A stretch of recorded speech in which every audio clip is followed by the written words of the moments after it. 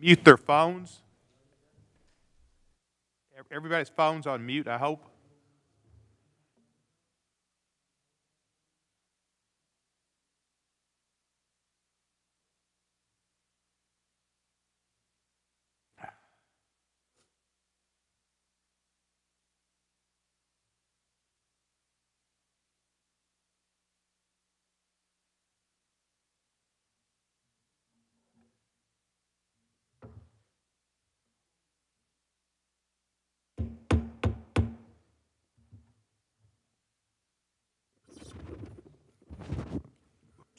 The Committee on the Judiciary, Subcommittee on the Constitution, Civil Rights, and Civil Liberties will come to order. Without objection, the Chair is authorized to declare a recess of the subcommittee at any time. I welcome everyone to today's hearing on continuing injustice, the Centennial of the Tulsa-Greenwood Race Massacre. Before we continue, I want to remind members that we have established an email address and distribution list dedicated to circulating exhibits, motions, etc. to members who might want to offer them at today's hearing. If you'd like to submit such, Judiciary docs at mailhouse.gov, and they will be distributed. Finally, I'd like to ask all members and witnesses, both those in person and those appearing remotely, to mute your microphones when you are not speaking. This will help prevent feedback and other technical issues. For those in the room, I'd like to ask you to keep your face mask on at all times unless you're speaking or unless you're over 100 years old. For those in the room, that'll be our protocol. I now recognize myself for an opening statement.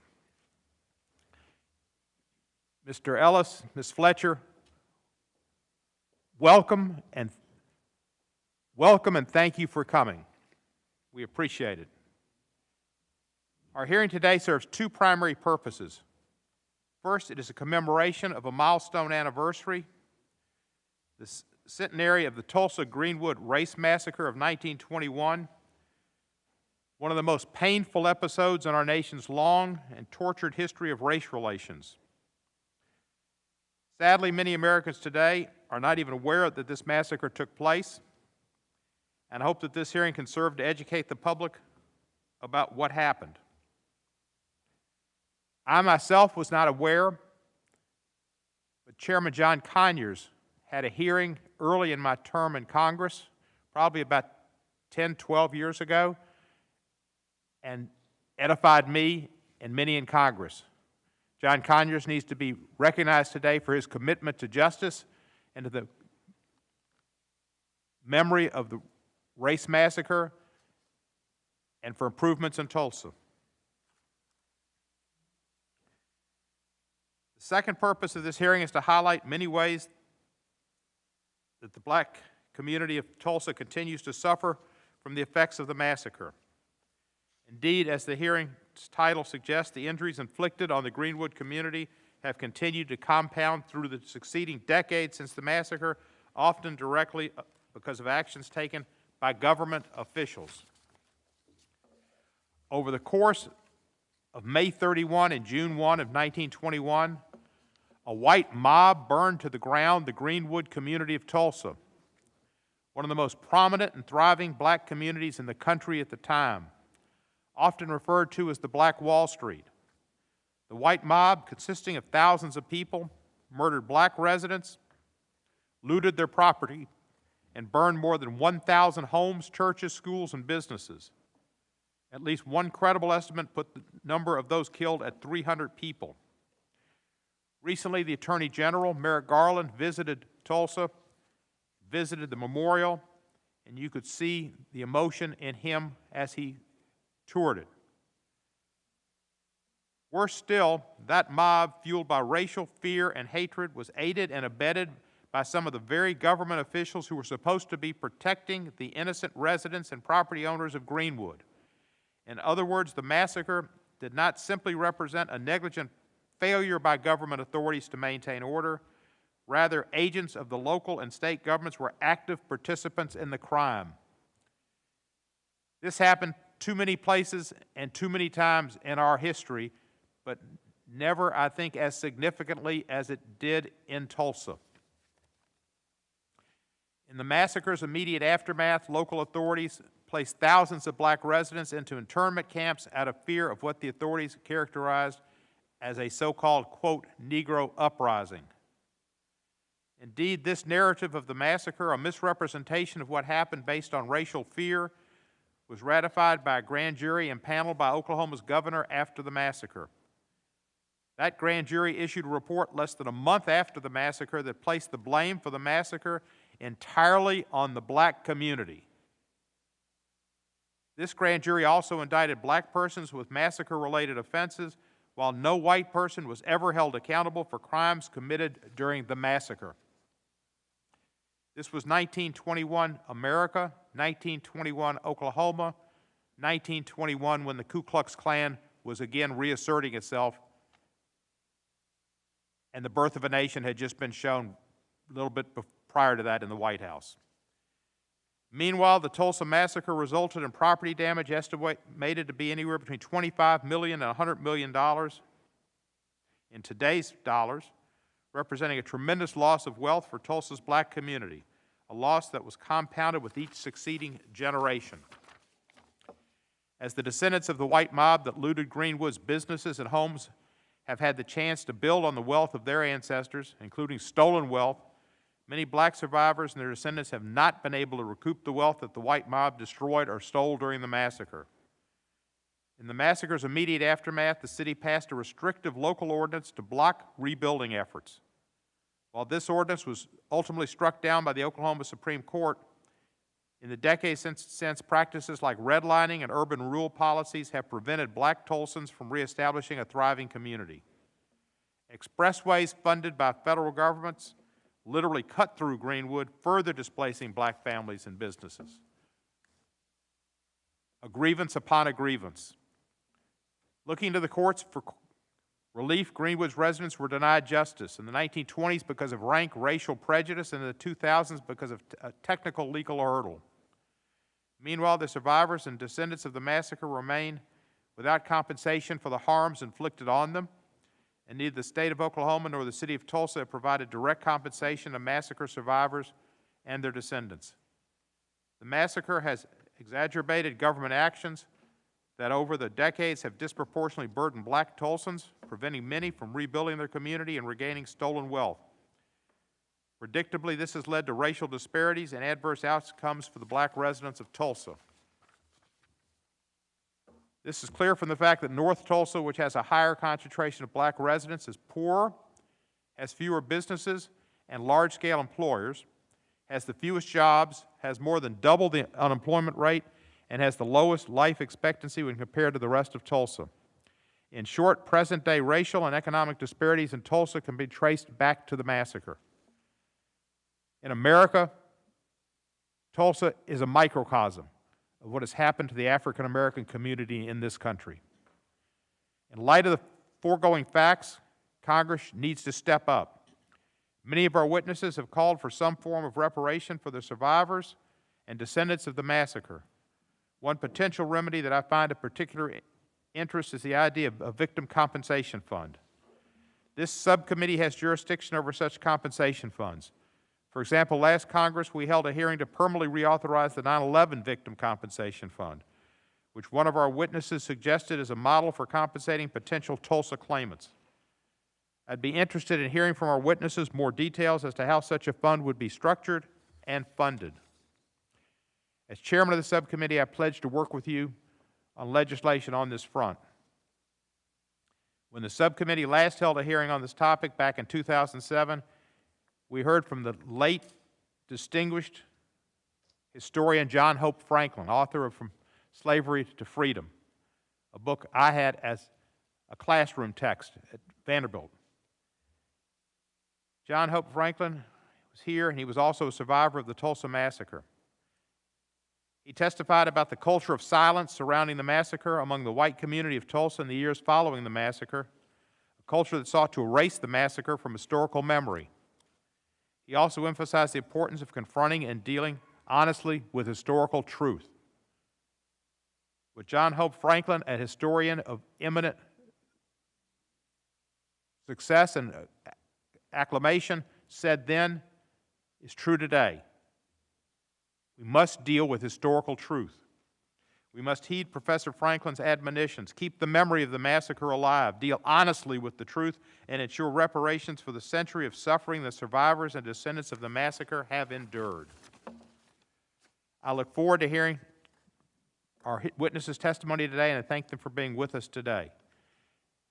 I now yield time to the ranking member, Mr. Johnson, Louisiana, for his opening statement.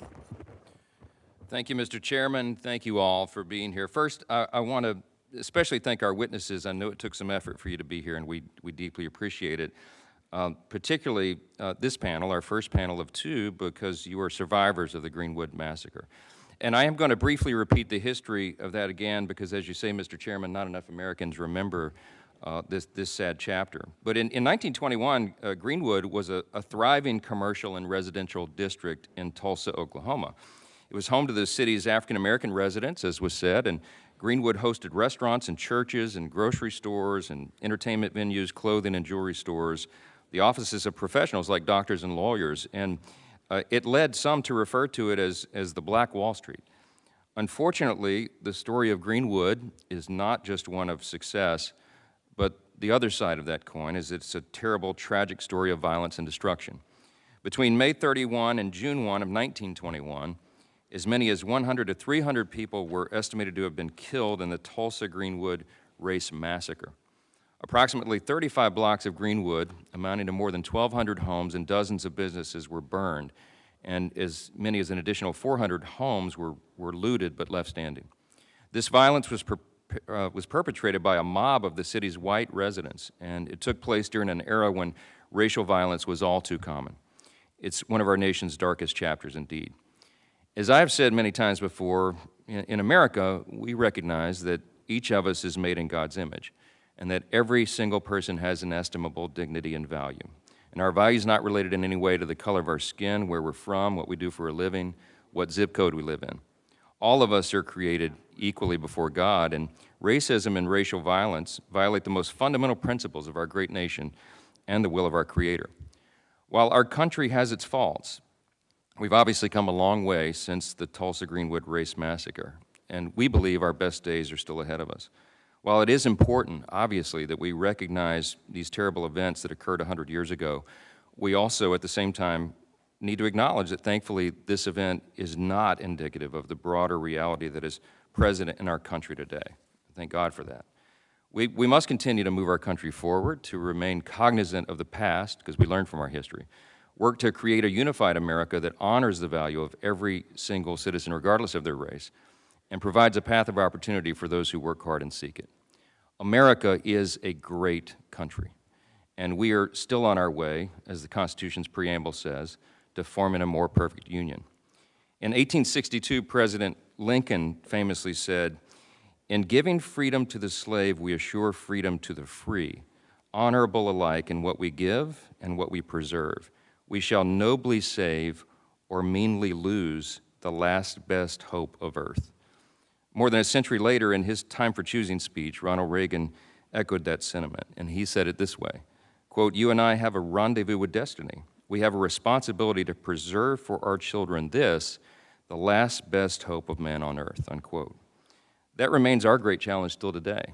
We're working through that, and the testimony that you provide helps us because it gives us context and history and the things that we have to consider as we try to preserve this last best hope of man on the earth.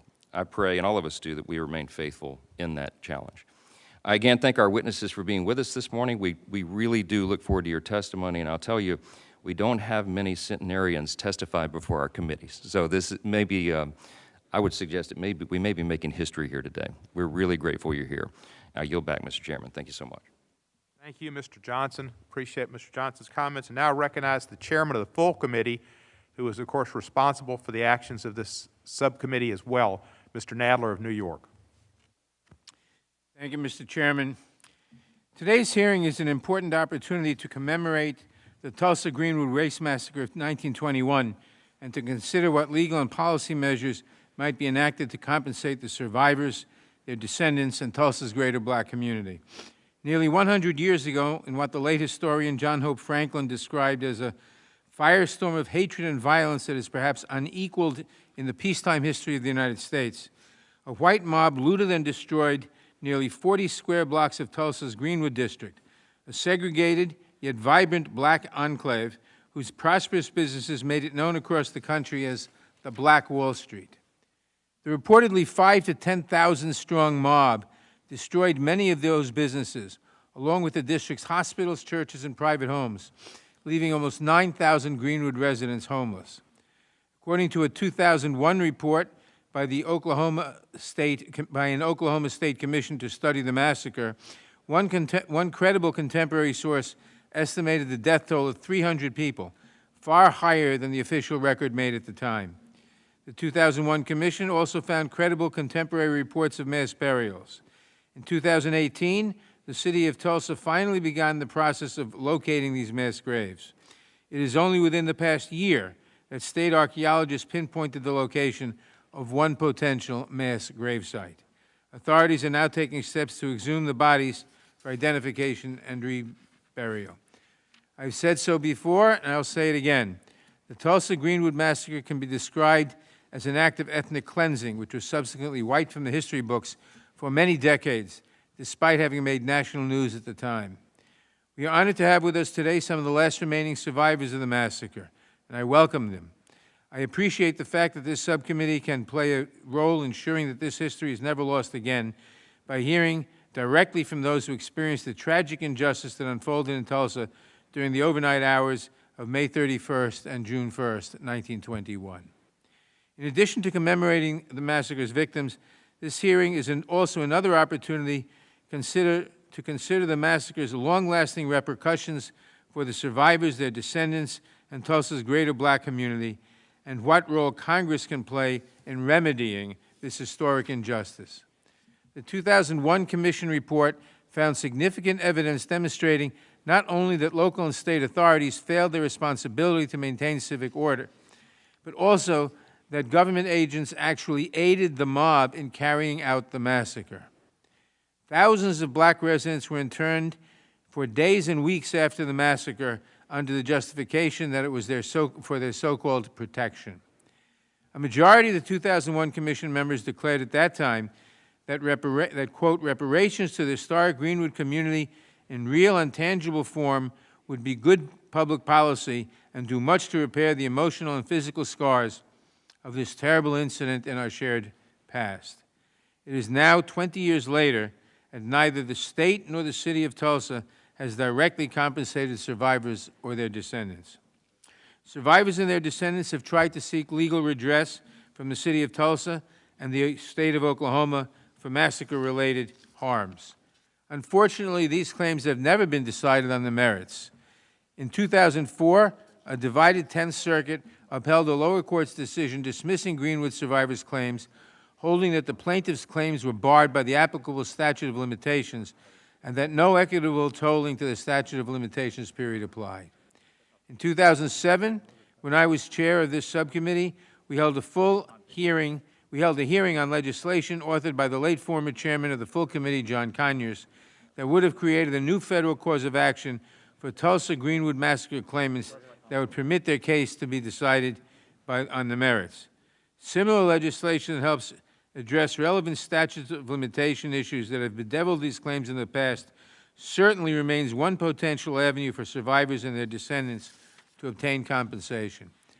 The subcommittee should also examine other proposals for reparations, with particular consideration given to the massacre's contribution to the racial and economic disparities that exist in Tulsa today. I want to commend Chair Cohen for holding today's hearing. I also thank Congressman Hank Johnson for his leadership on the commemoration efforts spearheaded by the Congressional Black Caucus, and Congresswoman Sheila Jackson Lee for her efforts to secure a House vote on a resolution recognizing the centenary of the massacre. I look forward to hearing from all of today's witnesses, and with that, I yield back. Thank you, Mr. Nadler, and I, too, appreciate the work of Congresspeople Johnson and Sheila Jackson Lee for their work on this effort as well. I now recognize the ranking member of the full committee, the gentleman from Ohio, Mr. Jordan, for his opening statement. Thank you, Mr. Chairman. Today's hearing, as the previous speakers have indicated, commemorates the 100th anniversary of the massacre that occurred in Tulsa, Oklahoma's Greenwood District in 1921. We are honored to have survivors with us here today, in particular Mr. Van Ellis and Ms. Fletcher. Thank you all for sharing your experiences with us. What happened in Tulsa in 1921 was as wrong can be, and today's hearing is important. It allows us to acknowledge the atrocity that took place in Tulsa in 1921 and learn from that tragedy. This hearing also allows us to reflect on our progress as a nation since the Tulsa Massacre. America, while not perfect, is an exceptional country. America is the best country in the history of the world. We are always growing, always learning, and always striving toward a more perfect union. And this hearing, where we can take stock of what happened in our past and learn from it, shows just how exceptional America really is. In recent years, we have seen the lowest unemployment rate for African Americans in history, historic criminal justice reform, and expanded educational opportunities. As we reflect on the past, we must discuss how we can empower the community affected by this tragic event with improved employment and educational opportunities. I look forward to all the testimony today, but particularly from the survivors of this tragedy from 100 years ago. Thank you again for all being here today, and Mr. Chairman, I yield back. Thank you, Mr. Jordan. We welcome our witnesses and thank them for participating in today's hearing. I will now remove my mask, and I will introduce each of the witnesses. And after each introduction, we'll recognize the witnesses for his or her oral testimony. Each of your written statements will be entered into the record. We ask you to testify within 5 minutes, but we will understand. To help you stay within that time, there are lights on your table, switches to green to yellow to indicate you have a minute remaining, and when it turns to red, it means your time has 5 minutes have expired, but we will be liberal in the first panel. For our witnesses testifying remotely, there's a timer in the Zoom view that should be visible at the bottom of your screen. I would like to remind all of our witnesses appearing on both panels that you have a legal obligation to provide truthful testimony, and that if you should not, you are subject to prosecution under the United States Code. Today we have 2 witness panels. On the first panel will be a very special group of witnesses, the 3 known remaining survivors of the Tulsa-Greenwood Race Massacre. We're deeply honored that they have agreed to testify before us and eagerly anticipate hearing their firsthand accounts of that horrific days. We also know, for those witnesses who traveled to Washington, about your difficulties with your flight and delayed luggage, so we're even more grateful to have you here with us today. There's been an agreement the subcommittee will forego questions of the first panel, and we will simply, unlike most Congresspeople, just listen and learn. Our first witness is Ms. Viola Fletcher, also known, if I can, Mother Fletcher. Thank you. I don't have a mother, so thank you. Mother Fletcher is the oldest living survivor of the Tulsa Race Massacre. She was 7 years old when she lived through the massacre. Mother Fletcher, you are now recognized to testify.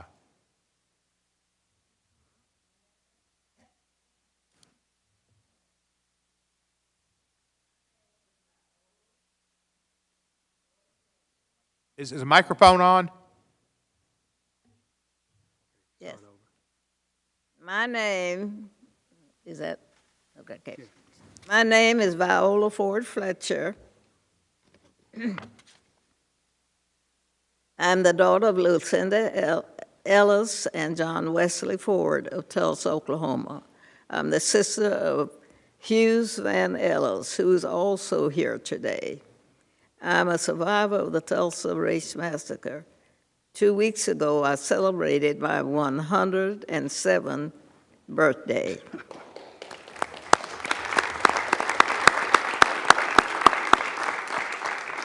Today, I'm visiting Washington, D.C. for the first time in my life.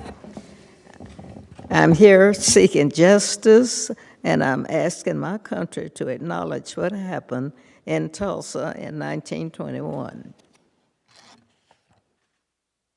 On May 31st in 21, I went to bed in my family's home in Greenwood. Neighbors of Tulsa, the neighborhood I felt asleep in that night, was rich, not just in terms of wealth, but in culture, community, heritage, and my family had a beautiful home. We had great neighbors, and I had friends to play with. I felt safe. I had everything a child could need. I had a bright future ahead of me. Greenwood could,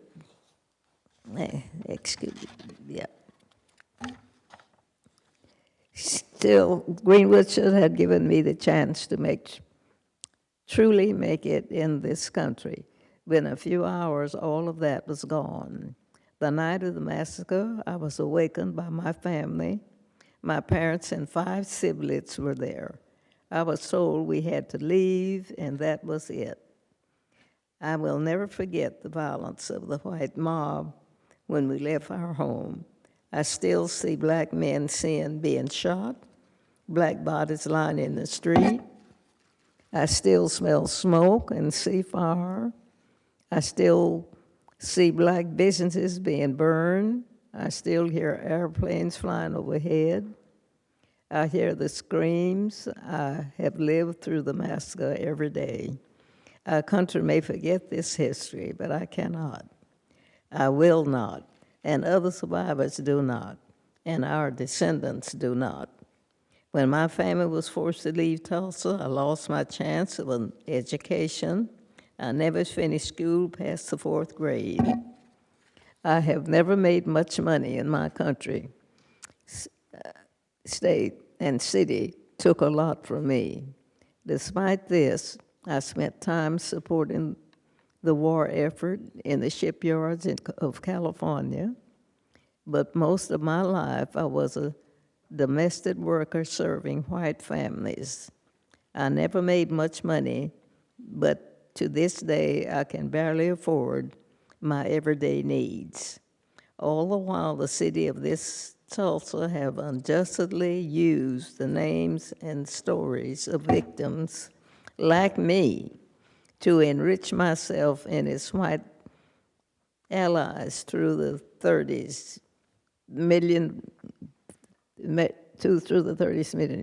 raised by the Tulsa Centennial Commissioner while I was continued to live in poverty. I am a 107-year-old and have never seen justice. I pray that one day I will. I have been blessed with a long life and have seen the best and the worst of this country. I think about the horror inflicted upon black people in this country every day. This subcommittee has the power to lead us down a better path. I'm asking that my country acknowledge what has been happened to me, the traumas and the pain, the loss, and I ask survivors and descendants to be given the chance to seek justice, open the door. All of you know how easy it is to deny that a violent mob threatened your lives and took your property. For 70 years, the city of Tulsa and its Chamber of Commerce told us that the massacre didn't happen, like we didn't see it with our own eyes. You have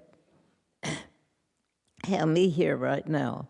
You see Mother Randall, you see my brother Hughes Van Ellis. We live this history and we can't ignore it. It's our lives with us. Oh my goodness. We lost everything that day, our homes, our churches, our newspapers, our theaters, our lives. Greenwood represented all the best of what was possible for black people in America and for all the people. No one cared about us for almost 100 years. We and our history have been forgotten, washed away. This Congress must recognize us, and our history, for Black America, for the white Americans, and for all Americans, with that some justice. Guess was that it? Thank you. Do you want to say anything else? I thought it was another page. Do you want to say anything else? Is there anything else you want to say? No, that's not. Thank you very much. We appreciate very much your testimony.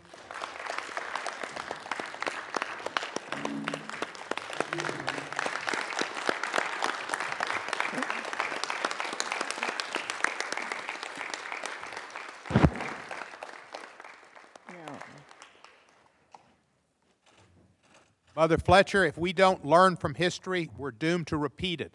So thank you for putting us on the right course to learn and to understand and to do better. Thank you. Are you the older of the two siblings? The older? Are you older than your brother here? Yes. You are? Yes. So he's used to having a tough act to follow. Our next witness is Mr. Hughes Van Ellis, Yep. known as Uncle Red. Yep.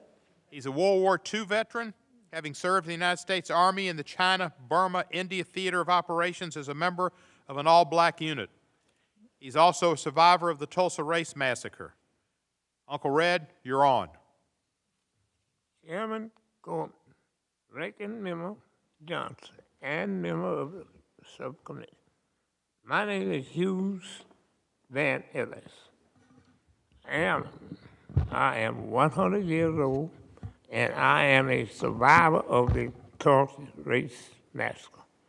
Because of the massacre, my family was driven out of our home. We were left with nothing. We were made refugees in our own county.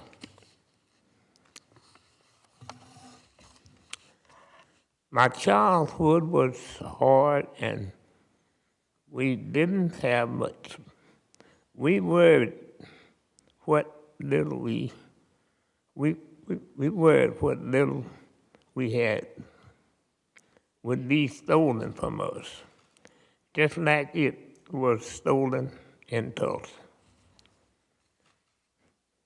You may have been taught that when something is stolen from you, you can go to the courts to be made whole. You can go to the courts to get justice. This wasn't the case for us. The courts in Oklahoma wouldn't hear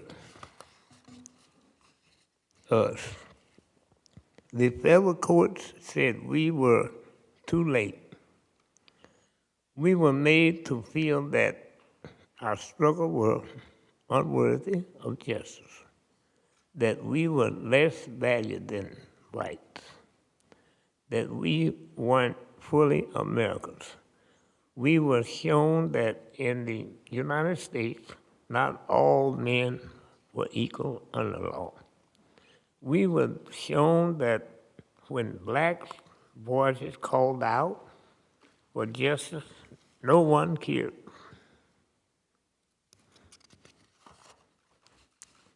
But we still had faith things would get better. We still believe in the promise of America in the cases of freedom. I did my duty in World War II. I served in combat in the Far East with the 234th AAA Gun Battalion. We were all black battalion. I fought for freedom aboard, even though it was ripped away from me at home. Even after my home and my community were destroyed. It's because I believe in the end, America would get its right. When I returned home from the war, I didn't find any of this freedom. I was fighting for overseas. Unlike white servicemen, I wasn't entitled to GI Bill benefits because of the color of my skin. I came home to segregation, a separate and unequal America, but still I believed in America. This is why we are still speaking up today. Even at this age of 100, the Tulsa Race Massacre is a footnote in the history books for us. We live with it every day, and the thought of what Greenwood was and what it could have been. We aren't just black and white pictures on a screen. We are flesh and blood. I was there when it happened. I'm still here. That's right. That's right. My sister was there with the family. She's still here. We are not asking for a handout. All we are asking for is for a chance to be treated like a first-class citizen. Who truly in the pictures of the promise that this is a land where there is liberty and justice for all. We are asking for justice for a lifetime of ongoing harm that was caused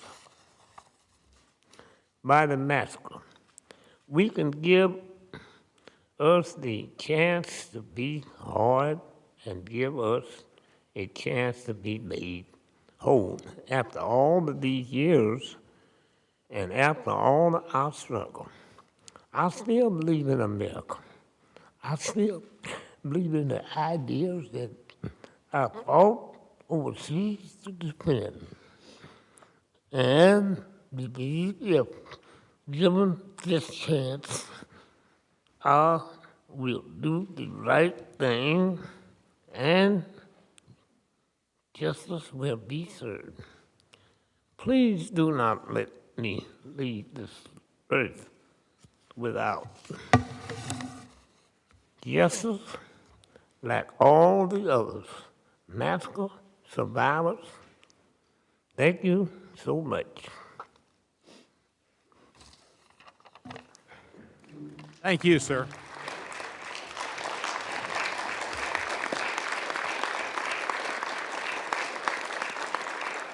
Do you want to say anything else?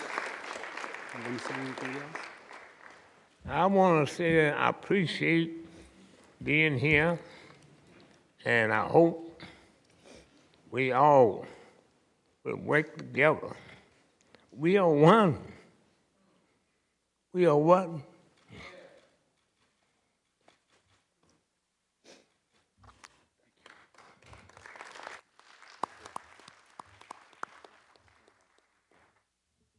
Thank you, Mr. Van Ellis, AKA Uncle Red. The last witness on our panel is coming to us through Zoom, our reasonable facsimile of such, Miss Leslie Benningfield Randall. Mother Randall was 6 years old when she lived through the Tulsa Race Massacre. Mother Randall will be joining us virtually. Mother Randall, you are recognized now.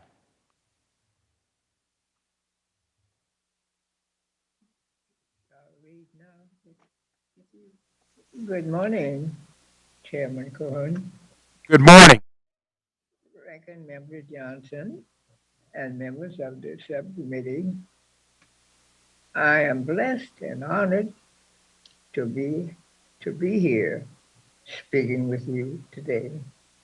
It means a lot to me to finally be able to look at you all in the eye and ask you to do the right thing. I have waited so long for justice.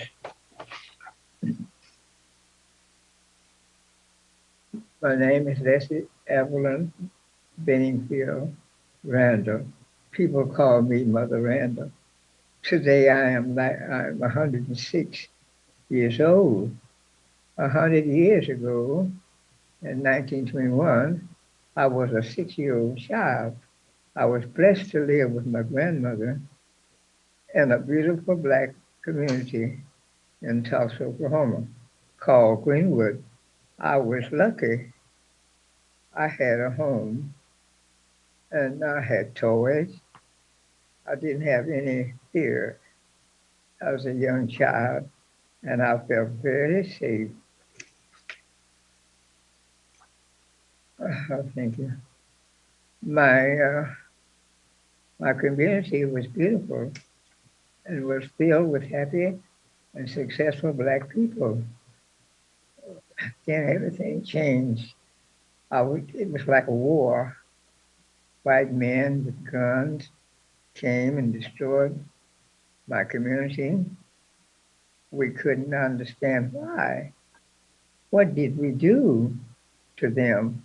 We didn't understand. We were just living, but they came and they destroyed everything. See, let's see. They burned houses and businesses. They just took what they wanted and out of the building. Then they burned the building, burned them. They murdered people. We were told they just dumped the dead bodies into the river. I remember running outside of our house. I just passed dead bodies. It wasn't a pretty sight. I still see it today in my mind 100 years later.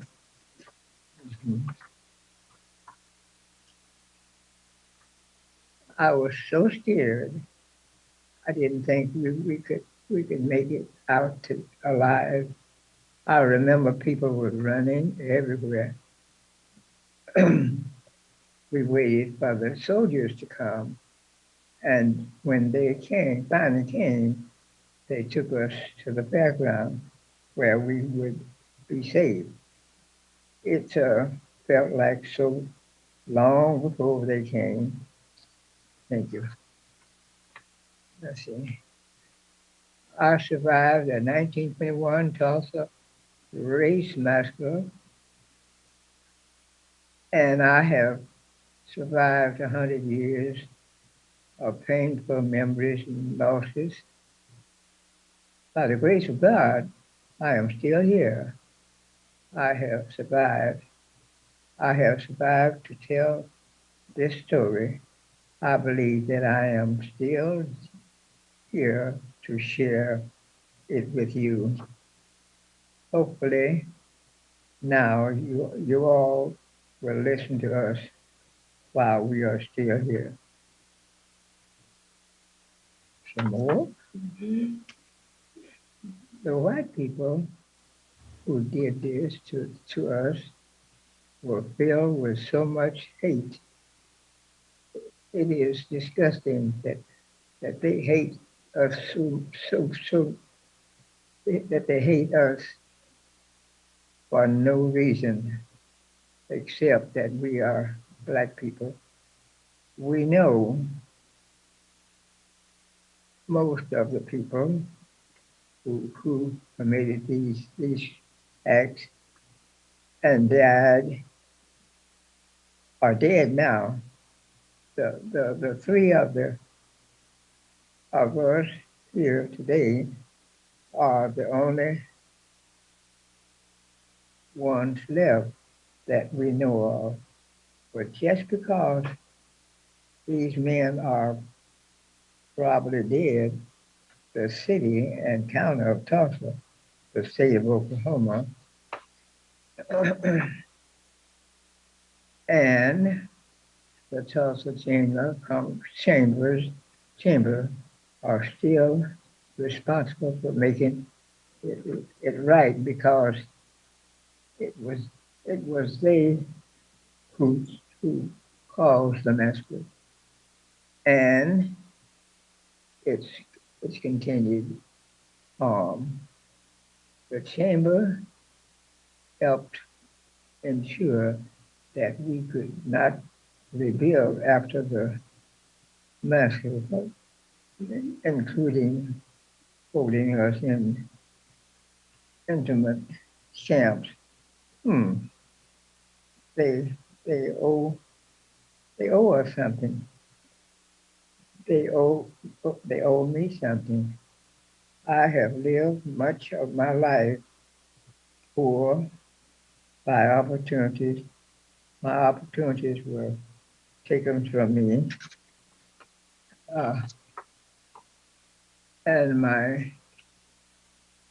taken from me and my community. North Tulsa, Black Tulsa is still messed up today. They didn't rebuild it. They sure did. It's empty. It's a ghetto. They have raised more than $30 million and have refused to share any with me or the other two survivors. They have used my name to further their fundraising goals without my permission. Now that's a crime, and misrepresenting my support of their upcoming continual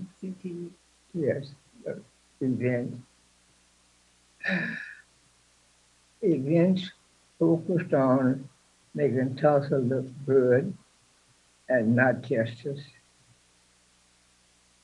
You can help us get some justice. America is still full of examples where people in positions of power, many just like you, have told us to wait.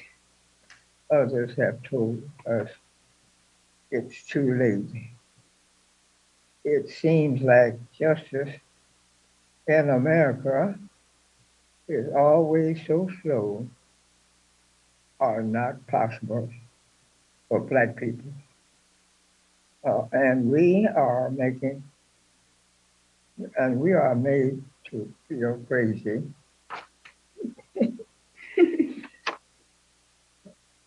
just for asking for things to be made right.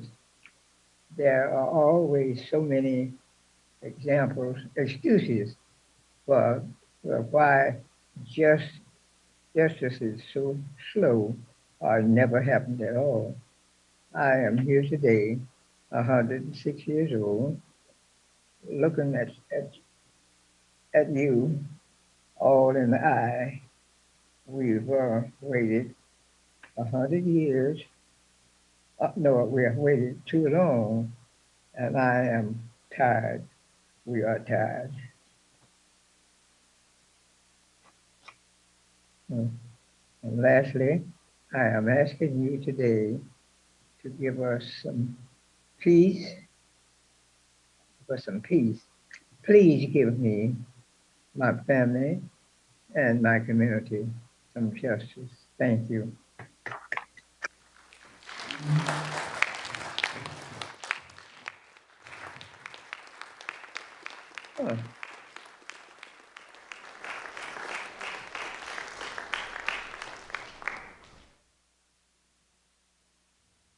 Thank you, Mother Randall.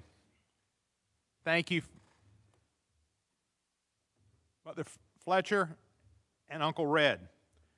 Your efforts to be here are appreciated. Your testimony is greatly appreciated. As I was affected in 2007 by the testimony of John Hope Franklin, I know my colleagues on the panel and those who are watching will be affected by your testimony.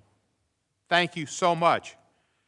The subcommittee knows and thanks you for your strength and perseverance in telling these stories for the record and for future generations. We will now take a brief recess for you to be able to leave the committee room with our thanks and our appreciation, and then we'll go to our second panel. Thank you so much.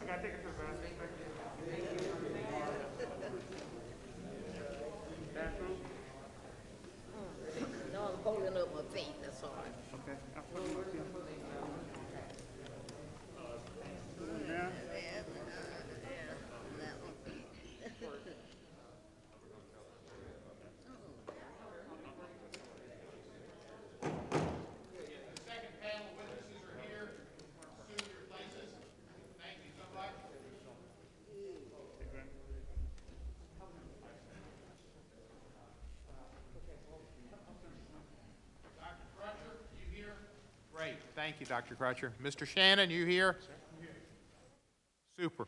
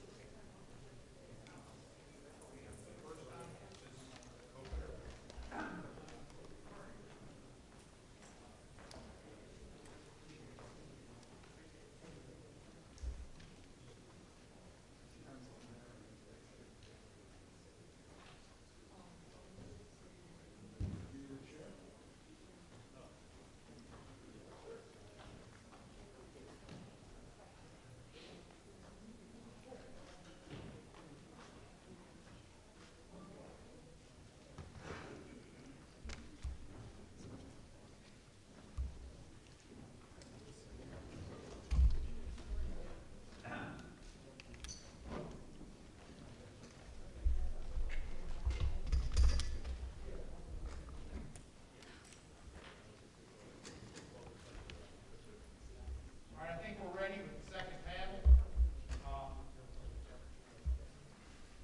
Mr. Johnson had to take some personal business. He'll be back shortly. Our first witness on the second panel is the Honorable Regina Goodwin. Where is Ms. Goodwin? Oh, she's virtual. Okay, that's it. She's a member of the Oklahoma House of Representatives and a descendant of the Tulsa-Greenwood Massacre. Representative Goodwin is a Tulsa native and currently serves as chair of the Oklahoma Legislative Black Caucus and is assistant minority floor leader. Representative Goodwin received a Bachelor of Fine Arts degree from the University of Kansas and completed master's coursework at Columbia College in Chicago, Illinois.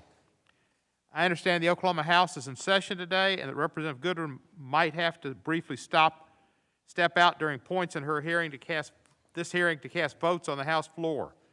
Thank you for being here, and you are recognized. Thank you so much. It is, first of all, I'd just like to say it's a privilege to be able, first of all, to hear from Miss Leslie Benningfield Randall at 106, Miss Viola Ford Fletcher, 107, Mr. Hughes Van Ellis, 100 years old. I have the pleasure of knowing these folks and knowing that they indeed are deserving of justice. I will say before I start my statement that I think really for right-hearted, right-minded folks, we've heard enough. It is beyond question that a massacre occurred in 1921. It's beyond question that death happened and murder happened and bombs from airplanes fell on Tulsa. And what holds us up for a century are those that would want us to just say, God bless America. Those that would want us to say that America is the greatest country that we could ever think of. But what we fail to understand is that as we are all American, we're not all treated as the best Americans should be. And I think that we've had a marvelous example of those that have given their lives, that have served this country. And even today, they say perhaps God allowed them to live this long just so they could see this day, to make it for the first time to Washington, D.C. And we hope that the welcome is real, and beyond us understanding what happened, we get it. We've been saying it for a long time, but beyond saying it and beyond hearing it, where are the doers of God's word? So we're just saying that beyond we feel sorry for you. You're nice senior citizens. Thank you for stopping by. They stopped by for justice. And I'm just hoping that right hearts and minds will prevail so that the John Hope Franklin that has passed on, who we had the privilege of knowing, he died seeking justice. My great-great-grandfather, James Henry Goodwin, he was in Tulsa. My great-grandmother, Carly Marie Goodwin, she was in Tulsa.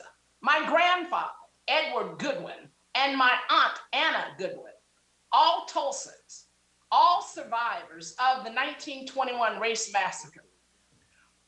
They went to the courthouse, the district courthouse, in 1921. They were not too late. The statute of limitations had not expired. And they went saying that we had property, some 14 properties. We had a building at 123 North Greenwood. My great-grandmother talked of her silverware and her linen, and she talked about her feather mattresses, and she talked about the piano destroyed. She talked about the books in the library gone. And she had the courage when murderers were still walking the streets of Greenwood, when arsonists who thought that they should just light curtains on fire and destroy 35 square blocks. She had the courage in the midst of all of that chaos, all of that mayhem, to say, you took from me what was mine. We worked hard for what we had. We had a tight-knit Black community because segregation would not allow us to interact with our other human beings who just happened to be another color. And we made a great community. And when she went to the courthouse, she was rejected outright. So you can't say the statute of limitations ran out. What you can say what had run out and what we did not have in supply was justice. And then I also think about my grandfather, who was in high school at the time. And he was a senior, just like anybody else who was privileged to get that far in school and to graduate. And he was decorating a hotel at the time and preparing for graduation exercises. And all they heard was that trouble is coming. And how would they have known that trouble is coming meant the worst racist terrorist attack on American soil in history? How would they have known that the theaters that they would attend and black owned, the hotels that they were decorating, right, which would rival any white hotel in terms of its quality, in terms of its grandeur, how would they have known that trouble is coming meant that that community was going to be consumed, first of all, with hatred and then with fire? And that airplanes would fly overhead and drop bombs. It is a history that we as descendants have known all of our lives. And I was blessed to grow up in that Greenwood community. And it's somewhat disturbing to know that that incident that set off that 1921 Race Massacre was basically a lie. And it was a lie that took lives. It was that same old story about the scary, savage Black man who somehow was harming the white damsel in distress. And we know that was not even the case. Representative Goodwin, we're going to have to wrap up. Can you wrap up? You're a minute over. Yes, I will wrap it up. I will say this. Reparations are due. The harm is ongoing. And Tulsa now, when you still have the same ownership as it was in 1921, when the unemployment rate is 2.5 times that of our white counterparts, when criminal justice reform is not happening in Tulsa, those same police, that same state, that same city that was complicit, it exists today. Reparations are due. Restoration is due. Restitution is due. Thank you so much for allowing me to go a bit over time. We've got 3 great examples staring us in the face, crying out for justice. All we have to do is answer. Thank you. Thank you, Representative Goodwin. And if you see my friend Angela Munson, we served together on the National Conference of State Legislatures many years ago, and I know she's a colleague of yours at one point, I think. Give her my best. Absolutely, was just with her last week. Thank you. Will absolutely convey the message. Thank you. Thank you for the privilege. Our next witness is Demario Solomon Simmons. He is the founder and executive director for Greenwood. He's an attorney with a nationwide practice that includes advocating for reparations for the survivors of the 1921 Tulsa-Greenwood Massacre and citizenship rights of Black Creek Indians. He's also an adjunct professor at the University of Oklahoma, teaching courses on African and African-American history, culture, and other issues. He received his J.D. from the University of Oklahoma College of Law, holds a Master of Education degree and a B.A. from the University of Oklahoma. And we welcome you, and you're recognized for 5 minutes. Thank you, Chairman. In Tulsa, the racial and economic disparities that we see today is a direct result of the 1921 Tulsa Race Massacre. Those are not my words. Those are the words of the current mayor of Tulsa, G.T. Bynum. And these disparities that we all know exist, some of these disparities, if you've already heard, is that we live 11 to 14 years less than our white counterparts in South Tulsa because we have no health care. We have no hospital. North Tulsa, Black Tulsa is where I live, where I grew up. I'm a son of Greenwood, a proud product of North Tulsa. We have no hospital. We're shot and beaten by the police 3 to 4 times more than our white counterparts in Tulsa. We have 35% of our people, Black people in Tulsa, living in poverty. We own our homes 2.5 times less in Tulsa, Blacks, than white Tulsans. We have evidence after statistic after statistic. Yet, our mayor, our city, our county, our chamber, they oppose justice. They oppose reparations. They oppose Mother Randall, Mother Fletcher, and Mr. Ellis, who you heard from today.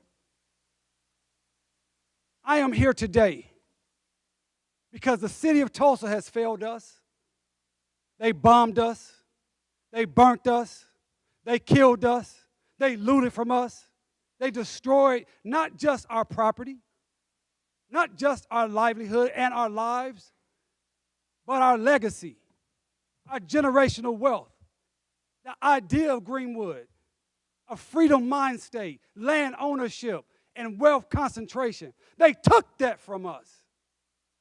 And then they put in a system of policy violence that continues to this very day.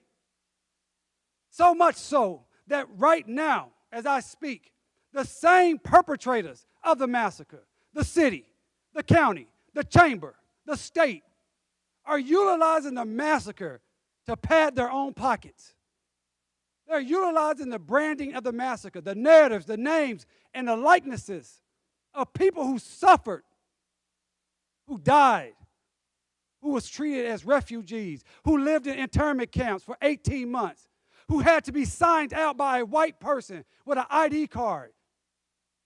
These people who have raised more than $30 million in the name of the massacre for what they call cultural tourism.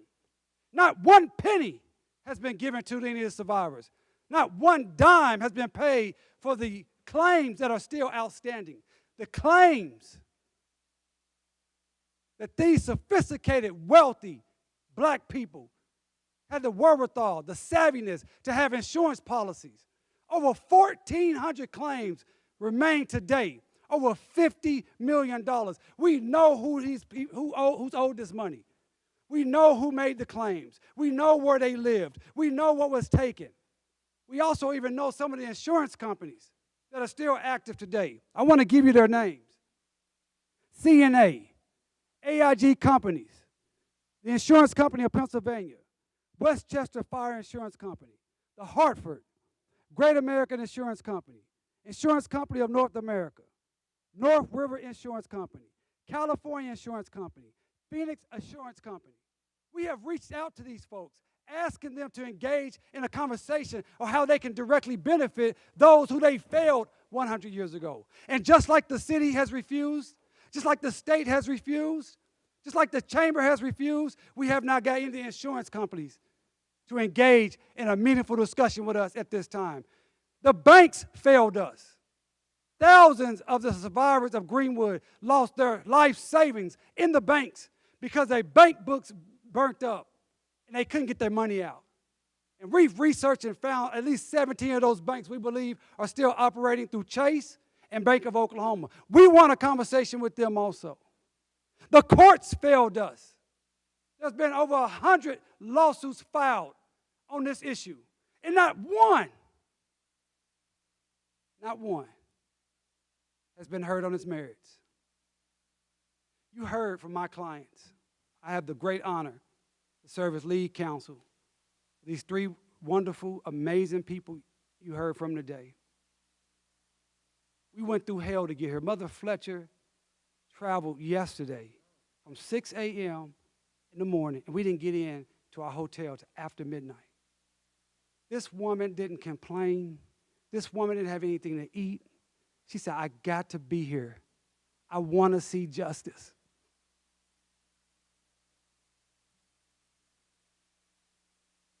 Representative Coyne, Representative Nadler, Representative Jackson Lee, I was here in 2007. I appreciate you still being with us.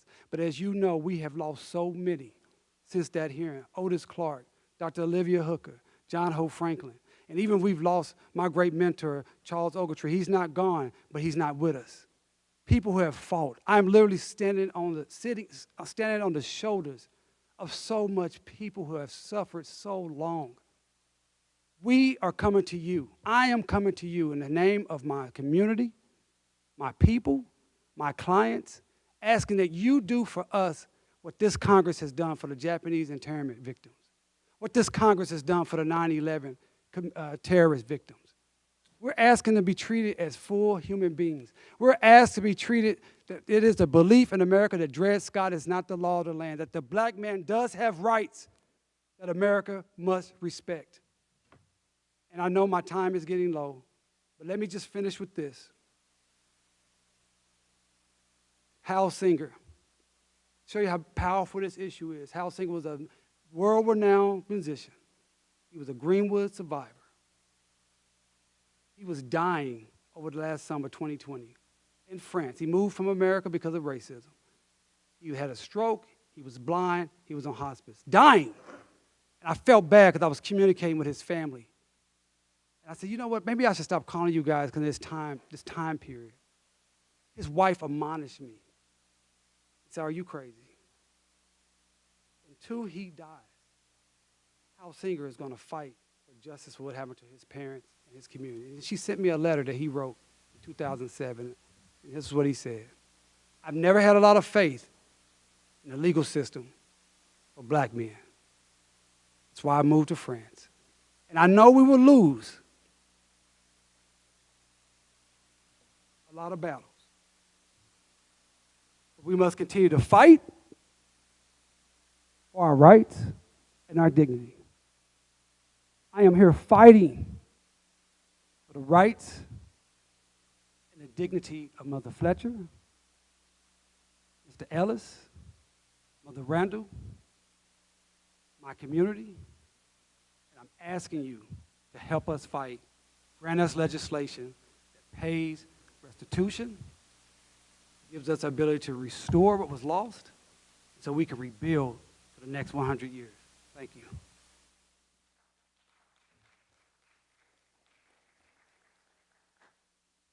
Thank you, Mr. Solomon Simmons, and appreciate your being here and a continuum from 2007 and remembering Tree. Our next witness is Dr. Tiffany Crutcher. She is the founder and executive director of the Terrence Crutcher Foundation and a descendant of the Tulsa Race Massacre. The foundation's focuses are criminal justice and police reform, providing scholarships to African-American students, community youth development, and policy advocacy. Dr. Crutcher's twin brother, Terrence, who was shot by a police officer in 2016 in Tulsa while holding his hands in the air. She has since dedicated herself to transforming a justice system that has long perpetuated injustice dating back to the 1921 massacre. Dr. Crutcher received a BA from Langston University and a clinical doctorate from Alabama State University. You're recognized for 5 minutes. Thank you so much, Chairman Cohen, and to this esteemed subcommittee. Thank you so much for having us. My name is Dr. Tiffany Crutcher, and I am the daughter of Reverend Joey and the late Leanna Crutcher, who recently passed away of COVID-19 in January. And I am the great-granddaughter of Rebecca Brown Crutcher, a survivor of the 1921 Tulsa Race Massacre. And as I sit here today in front of this body, in the very seat of our democracy, I know in my bones that she is here with me in this fight for justice. Reparations is simply making amends for a wrong, and that is what we are asking for today. 100 years ago, my great-grandmother was simply enjoying her life as a successful entrepreneur in Tulsa's Greenwood neighborhood. And she wasn't alone. You see, Greenwood, you couldn't go a block without passing a thriving Black-owned home or business. 10,000 people called this place home. This was Black Wall Street, where people like my great-grandmother Rebecca had found safety and a rare refuge in the grim days of Jim Crow. But this paradise, this vibrant place my great-grandmother helped to build would soon be wiped away in a flood of racial terror, white supremacy, and anti-Black racism. On May 31st and June 1st of 1921, an angry white mob began their murderous rampage across Greenwood, turning the once thriving Black community into an apocalyptic pile of rubble, bones, and bodies. Homes were set ablaze with families trapped inside. Men fired guns and indiscriminately into the street. And for the first time in history, bombs were dropped on American soil. Rebecca Brown Crutcher hopped on the back of a wagon and fled for her life. She was one of the thousands of Black Tulsans forced to flee Greenwood and leave everything behind. Within hours, Black Tulsans, Black resilient Tulsans, and their Black neighbors began to rebuild Greenwood from the ashes, even as insurance companies, state laws, redlining practices, and urban removal would time and again seek to destroy this sacred place. What happened in Tulsa was perpetrated by our city's own government. Former Tulsa Judge William Kellogg said it plainly this week. There was no doubt that white Tulsa officials were largely to blame for the massacre. They not only failed to prevent the bloodshed, but had also deputized white civilians and Klan members who took part in the burning and in the killing. Tulsa's government failed its people. Tulsa's government failed these survivors. Tulsa's government failed Rebecca Brown Crutcher. And now we are here asking our nation's government to see that justice is done in the form of reparations. The vestiges of the massacre are still found in Tulsa's criminal legal system, which has torn my family apart. In 2016, Tulsa police officer Betty Shelby shot and killed my twin brother. Terrence Crutcher is his name. Terrence Crutcher is his name. Police looking for weapons instead found gospel CDs in his car. My 40-year-old brother didn't get a fair chance to live. His children didn't get a fair chance to see another day with their father. For 5 years, I have fought for policing reforms like the very ones that each of you have debated and voted on. Just weeks ago, I was in this very building with the families of George Floyd, Eric Garner, and Botham Jean, asking our legislators to end qualified immunity. Policing reform that could have saved my brother's life. And according to the Human Rights Watch and the NAACP Legal Defense Fund, could save the lives of so many others. Black people aren't looking for a handout. We are looking for good legislation that recognizes our humanity. We are looking for justice, because for centuries, injustice has cost our families an unspeakable price. Racial disparities are systemic, and they extend far beyond issues of policing. Compared to white Tulsans, Black people in Tulsa are far more likely to be relegated to poverty and neighborhoods that don't have access to fresh fruit or produce. As we speak, people in North Tulsa, a predominantly Black part of town, are celebrating our first full grocery store in over a decade. The grand opening and the ribbon cutting was just yesterday. I'm having trouble celebrating finding crumbs in the food desert. We shouldn't have to live like this, and we shouldn't have to die like this. If you care about racial justice and racial healing, I am asking you to do two simple things. Support reparations for the survivors and descendants of the Tulsa Race Massacre and bring reparations bill H.R. 40 to an immediate vote, and support ending qualified immunity as a part of any police reform legislation that leaves this House. The nation's government cannot sit on the sidelines as Mother Randall, Mother Fletcher, Uncle Red spend their twilight years fighting for justice 100 years after the massacre. Their health is dwindling as they demand reparations, fighting time and again to convince elected leaders to treat us like we matter. I hope you see your loved ones in them. I hope you look past the division of politics and see our humanity. I hope you see why they're calling for reparations for the generational wealth, loved ones, memories, and opportunities that have been stolen from them, from us. I know most of you believe in justice. All we're asking for in Tulsa and Black communities across the U.S. is for repair, respect, and restitution. If Rebecca Brown Crutcher, Mother Randall, Mother Fletcher, or Uncle Red were a part of your family, would you want the same thing? For them, I implore you to embody our nation's sacred promise of justice for all. And as I close with a quote of the late Ella Baker: "Those who believe in freedom cannot rest, and we will not rest until justice comes." Thank you. Thank you, Dr. Crutcher. I have to ask the next witnesses to try to keep your testimony to 5 minutes. We've been most liberal, but we do have time constraints. Our next witness is Mr. T.W. Shannon. He's the Chief Executive Officer of the Chickasaw Community Bank. He previously served in the Oklahoma House of Representatives, where at the age of 34 he became the youngest Speaker of the Oklahoma House of Representatives, as well as the first African American and first Chickasaw Speaker. Mr. Shannon holds a J.D. from Oklahoma City University and a B.A. from Cameron University, Harvard University Fellow, and Aspen Institute Fellow. Mr. Shannon, you're recognized for 5 minutes.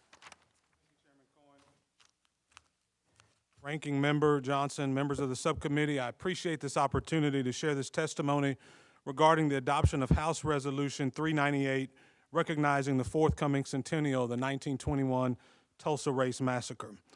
While I am certainly thankful for the attention the resolution will bring to this reprehensible atrocity, much of the language leads me to suspect that there may be other motives for offering it. In my testimony today, I will express my disappointment that this somber occasion is being diluted by those who seek to further inflame racial divisions and foment animosity toward law enforcement. But first, let me focus on the event House Resolution 398 purports to commemorate. What is known today as the Tulsa Race Massacre occurred 100 years ago, and Americans should know of the brutality and atrocity of that day. History, however uncomfortable, should not be censored, nor in today's terms canceled. History should be taught without political bias and without the intent to make any one group, gender, or ethnicity feel responsible for the sins of their ancestors. I don't speak of American history as someone who is unfamiliar with our country's many struggles. Both of my parents were history teachers, and they grew up in a segregated America, a segregated Oklahoma. My father is a veteran and a retired history teacher. They both had their share of racial discrimination, but rose above it and both became college graduates.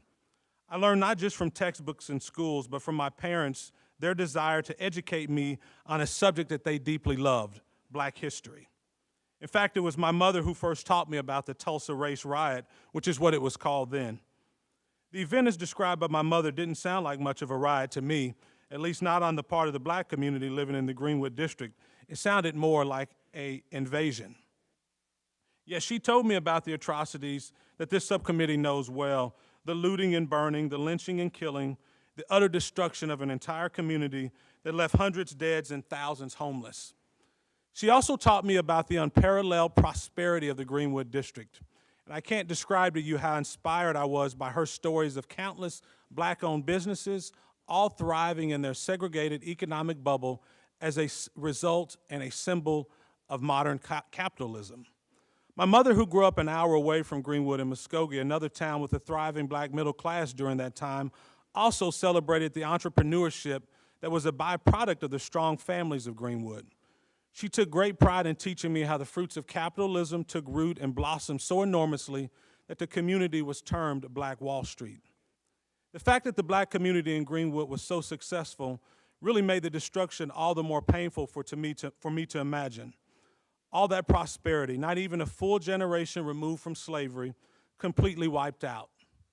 Hundreds of families mourning the death of someone they loved. Thousands grieving a lost home or destroyed storefront. Many suffered all of those things all at once. This is the tragedy that should be our focus. Instead, I'm concerned the resolution that was adopted by the majority promises to stoke racial tensions by equating white supremacy with police brutality. It accuses law enforcement of a pattern of violence against Black people in the United States and state-sanctioned violence. This language, frankly, lands like a slap in the face to our honorable law enforcement officers and all who support them. As an American who appreciates the sacrifice and service of police officers across this country, I reject the false and divisive rhetoric found in parts of this resolution. Mr. Chairman and members, House Resolution 398 may mark the 100th anniversary of the Tulsa Race Massacre, but it does not honor the victims of that tragic day by seeking to further inflame racial divisions. The memory of those who suffered is not honored by generating animosity toward police officers. The families who grieved loved ones who lost livelihoods, those families are not honored by divisive rhetoric calculated to appease the opponents of law and order. Instead, we honor those who suffered and died and families they left behind by simply telling the truth about what happened. We honor them by educating America about the tragic day. But above all, we can honor them by giving their descendants a land of freedom and opportunity. I can think of no greater way to honor the legacy of Black Wall Street than to foster a new generation of Black entrepreneurs and business owners, generating wealth and jobs that lift whole communities out of poverty. But if the legacy of Greenwood teaches us anything, it is that if we want strong communities and a strong nation, it first begins with strong families. Mr. Chairman, Ranking Member Johnson, and distinguished members, I thank you once again for the opportunity to be here today and offer my testimony on this important topic. Thank you, Mr. Shannon. As the former speaker, you recognize that time is important. Thank you for your testimony. Mr. Clarence Henderson, who I believe is going to be virtual, is our next witness. He's a national spokesman for the Frederick Douglass Foundation. He was a participant in the sit-in protest at the Woolworth Lunch Counter in Greensboro, North Carolina in 1960. He also served on the advisory board for Black Voices for Trump. Mr. Henderson, you're recognized for 5 minutes. Thank you. It is indeed an honor to be a witness before this subcommittee. And the previous testimony has brought tears to my eyes from Mother Randall, Uncle Red, and Mother Fletcher. The 1921 Tulsa race riot was a dark and horrific time in America's history and should be recognized as such. It was a massacre that is virtually unmatched in the recording of history in America and should be acknowledged and recognized by Congress so that history does not repeat itself. This is one of the great lessons of history that shows us of the past divide of America. It is an American past and not an American present.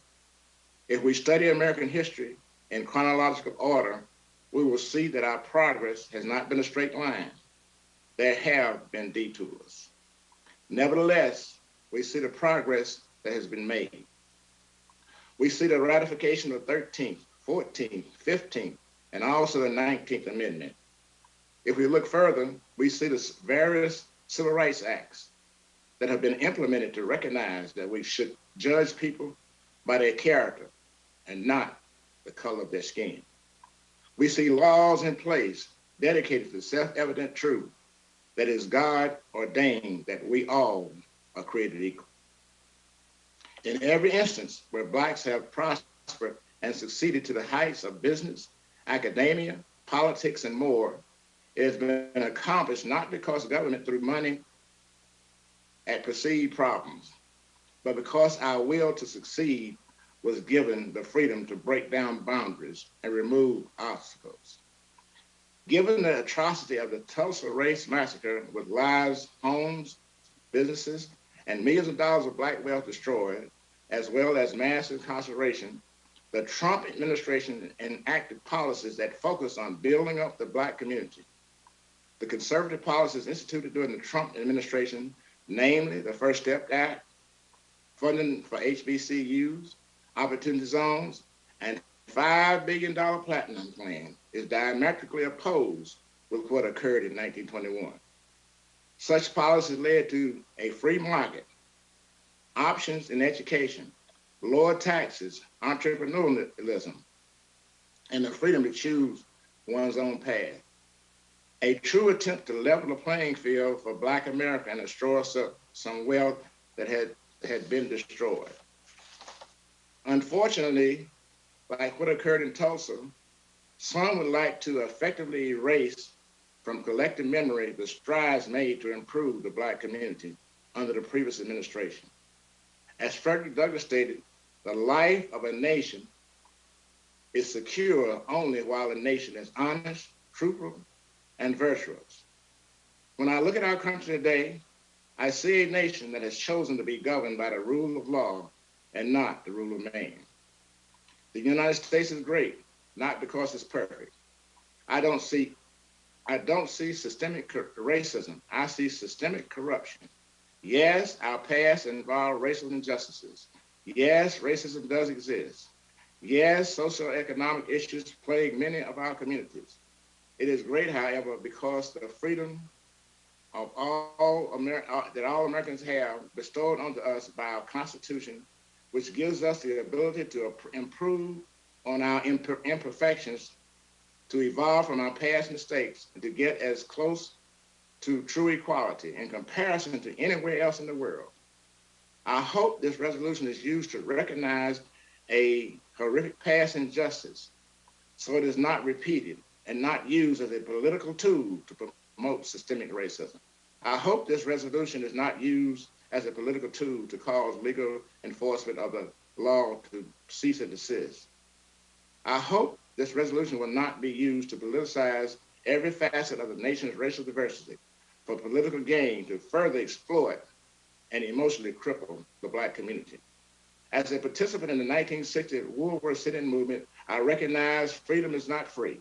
There's a price to be paid, and it is continuous. Thank you. Thank you, Mr. Henderson. Our next witness is Chief Aganwale Amusan. He's the president of the African Ancestral Society, a nonprofit organization based in Tulsa, Oklahoma. He's a descendant of the Tulsa-Greenwood Massacre and has been leading activists on behalf of massacre descendants. Chief, you're recognized for 5 minutes. Thank you, Mr. Chair and esteemed body. My name is Chief Aganwale Amushan. I'm the grandson of Raymond Beard Sr. and the grandnephew of Matthew and Mary Beard, all of whom were survivors of the 1921 Tulsa Holocaust Massacre or any other matching descriptor. I was born and raised in Tulsa, Oklahoma. Today I speak on behalf of those whose remains were dumped carelessly into the Arkansas River by the truckloads, those remains that cracked the concrete from beneath the highway built over them, those remains dumped in mass graves like the one I stood in October of 2020 during the mass grave investigation at Oaklawn Cemetery in Tulsa. As a member of the Mass Graves Oversight Committee, I stood in that trench with 12 coffins we uncovered. I couldn't help but to be drawn to a smaller box, which appeared to be the size of a women's hat box. It triggered the memory of something I had read in the Race Riot Commission report in 2001. I rushed home to look at that document again, and it stated that the remains in the trench were not embalmed and the death certificates were not even signed by a medical examiner, a process undignified in every manner. The document stated that Tulsa County paid Stanley McCune Funeral Home to bury 16 bodies in the city cemetery. The report states that 4 of the 16 bodies placed in the mass grave were badly burned, and one was that of a stillborn baby. When I returned, I looked again at the box in the trench. I walked away and wept for the soul of this child and the mother who would never know the whereabouts of her child, lost both in the womb and in the earth. Our family's journey to Greenwood actually started 139 years ago when my children's 4th great-grandfather named King Blue co-wrote a letter submitted to Congress and the House of Representatives, just as I am doing today. King Blue was the former slave of the Chickasaw tribal leader, Benjamin Colbert. He he and other tribal representatives presented a document in 1882 called the Memorial of the Chickasaw Freedmen. The intent of this appeal was to encourage the enforcement of the 1866 treaty that obliges the tribe to carry out the stipulations of the third clause, which states, the monies given by the federal government to the tribe requires the tribe to grant freed persons of African descent all the rights, privileges, and immunities, including the right of suffrage. The Chickasaw Nation refused to honor the treaty. So my relatives were nationless for 40 years until 1902, when through an act of Congress, thousands of forgotten enslaved Africans were made citizens of the United States of America. Around that time, my freedmen ancestors and those of my spouse migrated to Tulsa's Greenwood district.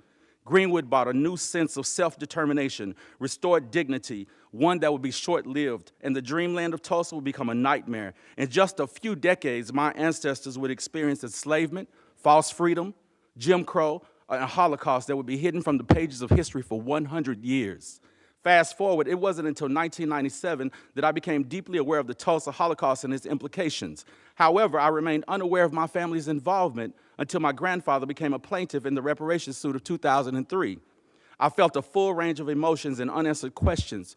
And today I regret that I asked so many questions because I was unaware of the trauma that I was invoking. The long-term implications of the Tulsa Holocaust and urban renewal can physically be seen today. This is not a matter of past trauma, it is concurrent.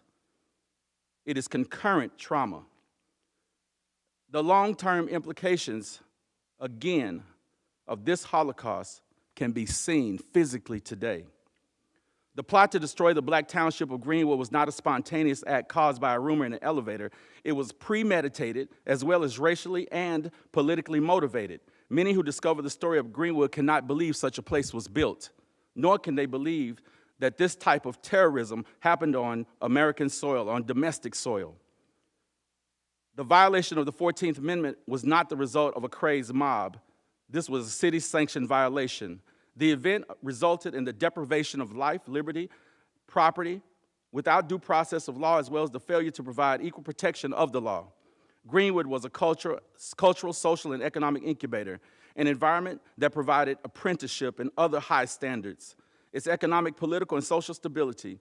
Most importantly, it provided a safe place to finally heal and detox, individually and collectively, from the effects of post-traumatic slave syndrome. According to the 2019 story in the Harvard Gazette, the property damage in today's numbers were estimated to be as high as $200 million. The highest form of devastation was the mental suffering that resulted in high rates of PTSD and other forms of psychological morbidity such as depression, anxiety, and homelessness. Many of those who speak of Greenwood often reference the resilience of Greenwood's inhabitants because they rebuilt much of the district by 1925, and I'm winding down. As remarkable as it is, only an estimated 40% of those original inhabitants actually returned to Greenwood. My grandfather's elder siblings were his caretakers. Both disappeared after the massacre, never to return. Their home and laundry business was burned to ashes. We later discovered that my great-uncle Matthew Beard fled to Los Angeles, where he and his wife changed their first names to conceal their identity. One cannot imagine the trauma of not knowing if a family member is dead or alive. Now I understand why my grandfather always said, "No news is good news." My grandfather would return to Greenwood in the 1940s to see it destroyed again in urban renewal. And this is my last paragraph. In 2003, my grandfather passed away a few months after becoming a plaintiff in the reparations lawsuit filed by Johnny Cochran and Charles Ogletree. According to the Supreme Court, this case would not be heard because the statute of limitations had run out. Today, the same city responsible for the crimes of 1921 are leveraging the suffering of 3 living survivors and their descendants in the name of tourism. When I look my oldest son in the eyes, I wonder if the charred baton of justice will burn in the palms of his hands, or will it be cleansed and cooled in the river of restitution? Thank you, sir. We appreciate your testimony and your work. Our next witness is Dreesen Heth. She is a research advocate at the U.S. Program of Human Rights Watch. She's an expert on reparations and reparatory justice and has authored reports and publications highlighting victims' rights to seek full and effective reparations that are proportional to the gravity of the human rights violations at issue, including acts of racial discrimination as dictated by international human rights law. Previously testified before us on H.R. 40 in February. She had received a bachelor's degree from Wesleyan University. Ms. Heath, you are recognized for 5 minutes. On behalf of Human Rights Watch, it is an honor to be here today. Thank you to Chairman Cohen, Ranking Member Johnson, and the subcommittee for this opportunity to testify at such a critical time in our nation's history, nearly 100 years since the 1921 Tulsa Race Massacre. I am a Tulsa native, born in Tulsa, just miles down from the historic Greenwood District, where my young parents settled for several years among a loving and nurturing Black community that was still reeling from the white supremacist domestic terrorism that defined their lives forever. Growing up, I would hear stories from my parents describing the stark differences between neighborhoods in North Tulsa versus South Tulsa, the disappearance of Black Wall Street, and the constant fear that came with walking the same streets as the KKK. Black community members shared oral histories with them about the aftermath of the massacre. Many said that they never knew where their neighbors went and never heard from them ever again. I later learned that after the massacre, Tulsa city officials promised full restitution and reparations to Black Tulsans, but instead turned their backs on them and worked to block financial contributions, including medical help, preventing rebuilding efforts, and even ordering Black Tulsans into poor conditions in concentration camps. No one was ever charged with the crime for the violence or compensated for the loss of life and economic devastation. I'd never imagined that would eventually bring me back to Tulsa would be the continuation of the massacre and the degradation of Black life. The research of Human Rights Watch brought me back home, and not because Tulsa's Greenwood District was restored to the prosperous Black economic hub it once was, but because abusive and unchecked police violence, a legacy of slavery and the massacre, stole the lives of Terrence Crutcher, Joshua Harvey, Joshua Barre, and many others. According to our research, police violence in Tulsa occurs in the broader context of poverty, racial inequality, and the deprivation of key human rights. Because of the impacts of destructive anti-Black policies like redlining, urban renewal, and highway construction, Tulsa today remains deeply segregated, and Black neighborhoods are underdeveloped and under-resourced, especially in North Tulsa. Black Tulsans live less than their white counterparts, have higher rates of infant mortality, and lower medians of wealth. Today's historic Greenwood District is just a couple square blocks showing growing signs of gentrification and displacement. So you see, time has not healed all wounds in Tulsa. Over the past 100 years, thousands of survivors and their descendants have died awaiting justice. The legacy of the massacre remains a bloody stain that will continue to define this country until reparations are paid. Under international human rights law, the city of Tulsa and the state of Oklahoma have a responsibility to provide full and effective reparations that is proportional to the gravity of crimes committed, as recommended in our May 2020 report. Reparations must be paid immediately to the 3 known living survivors of the massacre, Mother Randall, Mother Fletcher, and Mr. Van Ellis, to the descendants of massacre victims, and to the broader Black community that has not seen intergenerational wealth and economic opportunity. If we can't fully account for one of the worst incidents of racial violence in the US, then who are we as a people, and what does this country actually stand for? The plight of Black Tulsans is not their own will to survive, but the government's unwillingness to fully support their survival. There is a clear call for what's right and what's just, and that call is for comprehensive reparations determined by impacted community members at all levels for which harm has occurred. Tulsa's Black community is not celebrating the centennial of the massacre. They are mourning the loss of their community and the loss of opportunity. By passing H.R. 40, the Commission to Study and Develop Reparations Proposals for African Americans Act, and by administering full remedy at the federal, state, and local level for the Tulsa Race Massacre and its continuing impacts, this country can finally recognize the full humanity of Black Tulsans and avoid perpetuating human suffering indefinitely. Thank you. Thank you very much. Our final witness is Mr. Eric Miller. Mr. Miller is a professor of law and Leo J. O'Brien Fellow of Loyola Law School of Loyola Marymount University in Los Angeles, where he teaches courses on evidence, criminal procedure, and jurisprudence, written extensively on policing, drug courts, and reparations. He received a Master of Legal Letters from Harvard Law School and a Bachelor of Laws from the University of Edinburgh. He was a law clerk for the Honorable Stephen Reinhardt of the U.S. Court of Appeals for the Ninth Circuit and the Honorable Myron Thompson of the U.S. District Court for the Middle District of Alabama. Professor Miller, you're recognized for 5 minutes. Mr. Chairman, members of the committee, we have heard that today's hearing on justice for the Tulsa Massacre is racially divisive. We heard that in 1921. We heard that in 2003 when Professor Ogletree and Johnny Cochran filed a federal lawsuit for the survivors. Now, we heard it in 2020 when Mayor Bynum, the mayor of the city of Tulsa, said he would not support payments to the survivors of the massacre, including Ms. Fletcher, Ms. Randall, and Mr. Van Ellis, who you heard testify today. The victims of the Tulsa Race Massacre and their descendants have still not received a penny from the state of Oklahoma or the city of Tulsa.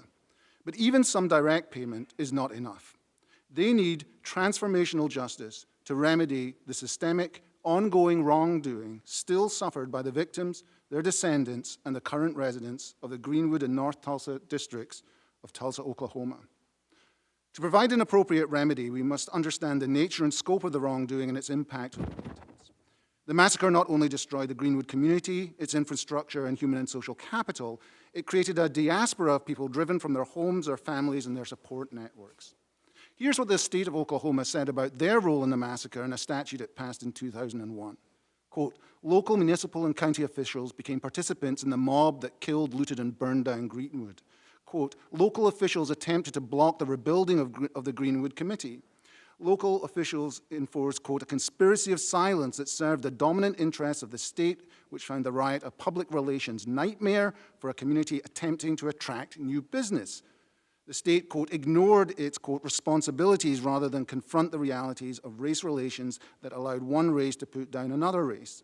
Again, these are all quotes from the state of Oklahoma. They tell of an Oklahoma that was and still is putting profit over racial justice.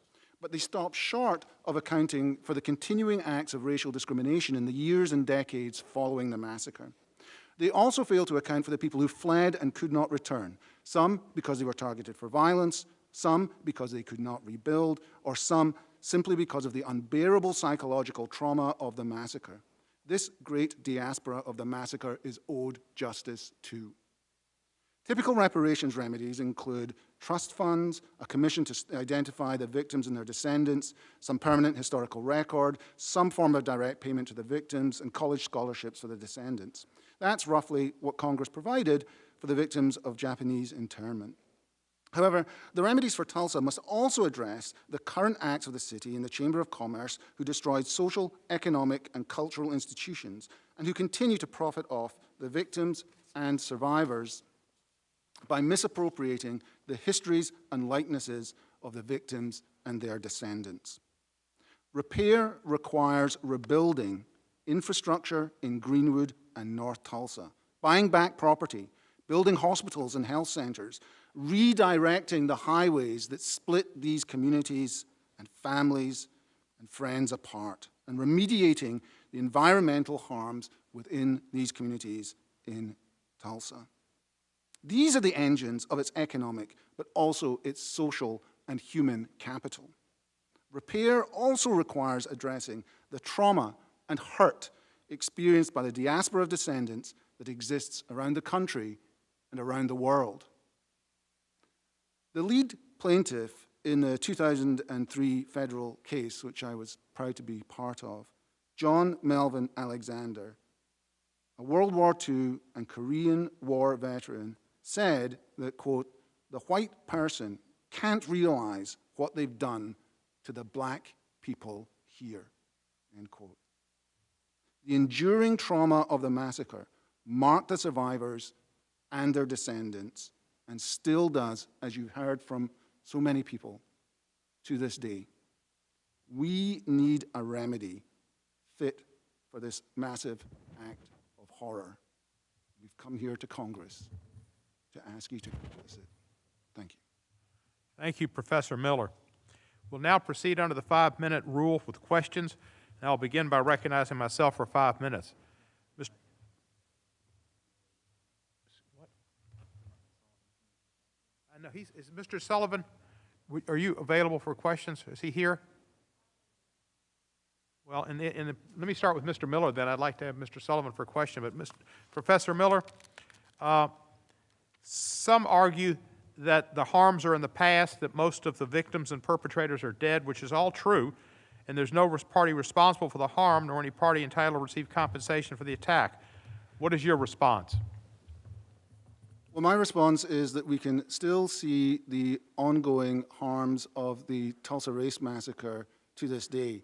Remember, all the families lost all their property in the massacre. They couldn't get their money returned by going to the courts. They couldn't get their money for their property by going to insurance companies.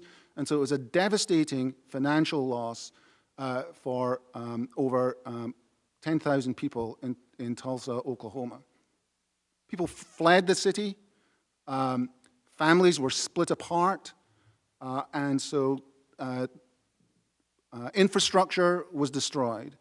And that sort of destruction has continued over time as the city tried to rezone Greenwood, tried to prevent building back, and when people did build back, the city continued to target Greenwood for racially divisive urban development, driving a freeway through the middle of the community, splitting the community apart, dividing it from the rest of Tulsa. So the acts of the city, of the Chamber of Commerce, of the state, of the county, have continued from 1921 to 2021 to target this community. So it's been a continuing problem, and there's been no efforts at any remediation. Is that correct? That's correct. Worse, they've made it worse. And let me ask you this. One of the witnesses, I believe it was Mr. Simmons, said that insurance companies had not honored claims. How did they go about? These were property casualty insurance, homeowners insurance, whatever. How did they go not get compensation? How did the insurance companies get out of it? They said there was a riot clause in the insurance and refused to pay up. And so the insurance companies denied hundreds of people their claims, people who were victims of the race massacre, by claiming that they didn't have to pay because of a riot. Mr. Solomon Simmons, Professor Miller has explained that some of the insurance companies, because of a riot clause, were allowed not to have to compensate the victims. Did the riot clause suggest that they were responsible for the damage? How did that riot clause get interpreted that way and not give them compensation? First of all, it was the city and the county and the chamber who falsely called it a riot for the express purpose to make it more difficult for the black citizens to rebuild. We have to understand this was not just some isolated event. They wanted their land. They wanted the land of the African Americans because it was very valuable land. And our belief and our understanding of our research that these insurance companies, they didn't do their due diligence. They didn't come down and do an actual investigation. They just took the false narrative that the city and the county and the chamber provided and said, that's good for us. We don't have to pay anything. And we have these particular claims. Happy to give this to your office, Representative Cohen, listing of each claim made, the specificity, and who they made it to. Thank you. We had a similar situation in Memphis. There was after the Civil War, they called it a riot for the longest time, and of course it was a massacre. And the city was involved as well, and the police, in perpetrating it. In Oklahoma, as I understand it, the police, the law enforcement, participated in the massacre. Is that correct? That's absolutely correct. It's the same spirit that runs from 1921 to 2021. This is my client right here. I represent the Crutcher family who has suffered from police violence. Her brother was shot with his hands up in the air. So I take great exception to what Mr. Shannon had to say about being divisive. We suffer in Tulsa. I don't know. He's not from Tulsa. I'm from Tulsa. Tiffany's from Tulsa. Chief's from Tulsa. Dreesen's from Tulsa. We suffer at the hands of the Tulsa police. You also heard the name of Joshua Harvey. It's another client of mine, a young man that was tased 27 times to death by the Tulsa Police Department, and none of the officers were disciplined. Betty Shelby was not disciplined for shooting her brother. None of the officers who had witnesses leave the scene on video, violated multiple policies. Not one of those officers are disciplined. And you know what? After the massacre, in our papers, they said for this to never happen again, and this being the rise of quote-unquote nigger town, we need to aggressively police these niggers to make sure that they don't rise again. That is what we deal with here in Tulsa. That is the over-policing in my neighborhood, North Tulsa, 36th Street North. My time has expired, but thank you. We'll try to get back, and now we'll recognize Mr. Johnson for 5 minutes. Thank you, Mr. Chairman. Speaker Shannon, you obviously had a historic rise and very successful career in the state, and we acknowledge that. And I was struck by your testimony. You testified in part that you were inspired by the pre-massacre success of Greenwood, the stories that your parents told you, the history teachers that were in your house, because it represented an American success story where, despite facing horrific racism and other aspects of their lives, Tulsa's African-American residents could flourish economically and socially and culturally. And you noted that that story can still inspire young people today. So the question is, what are some ways that we can emphasize great stories like that to build up and strengthen individuals and communities? Thank you, Ranking Member Johnson, for the question. As a former resident of Tulsa, you know, I think when we think about the narrative that we tell ourselves, I'm always concerned with this narrative of telling people that look like me that they can't succeed in this country, because it's just not true.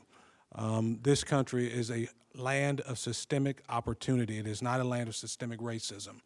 This country has afforded many people from many different backgrounds great opportunities. Now, that doesn't negate that we've had our challenges, and many of them have been at the hands of people that look like me, and many of them have been victims. People that look like me have been victims at the hands of these crimes, much like the Tulsa Race Massacre, and it is a shame. So we've certainly had our challenges. But when we think about what Greenwood means to the nation and how it inspires people, it is that the idea of capitalism still works. The idea that if we really want to move people out of generational poverty, which is what we're talking about, there are steps to do that. Number one, it starts with finishing school.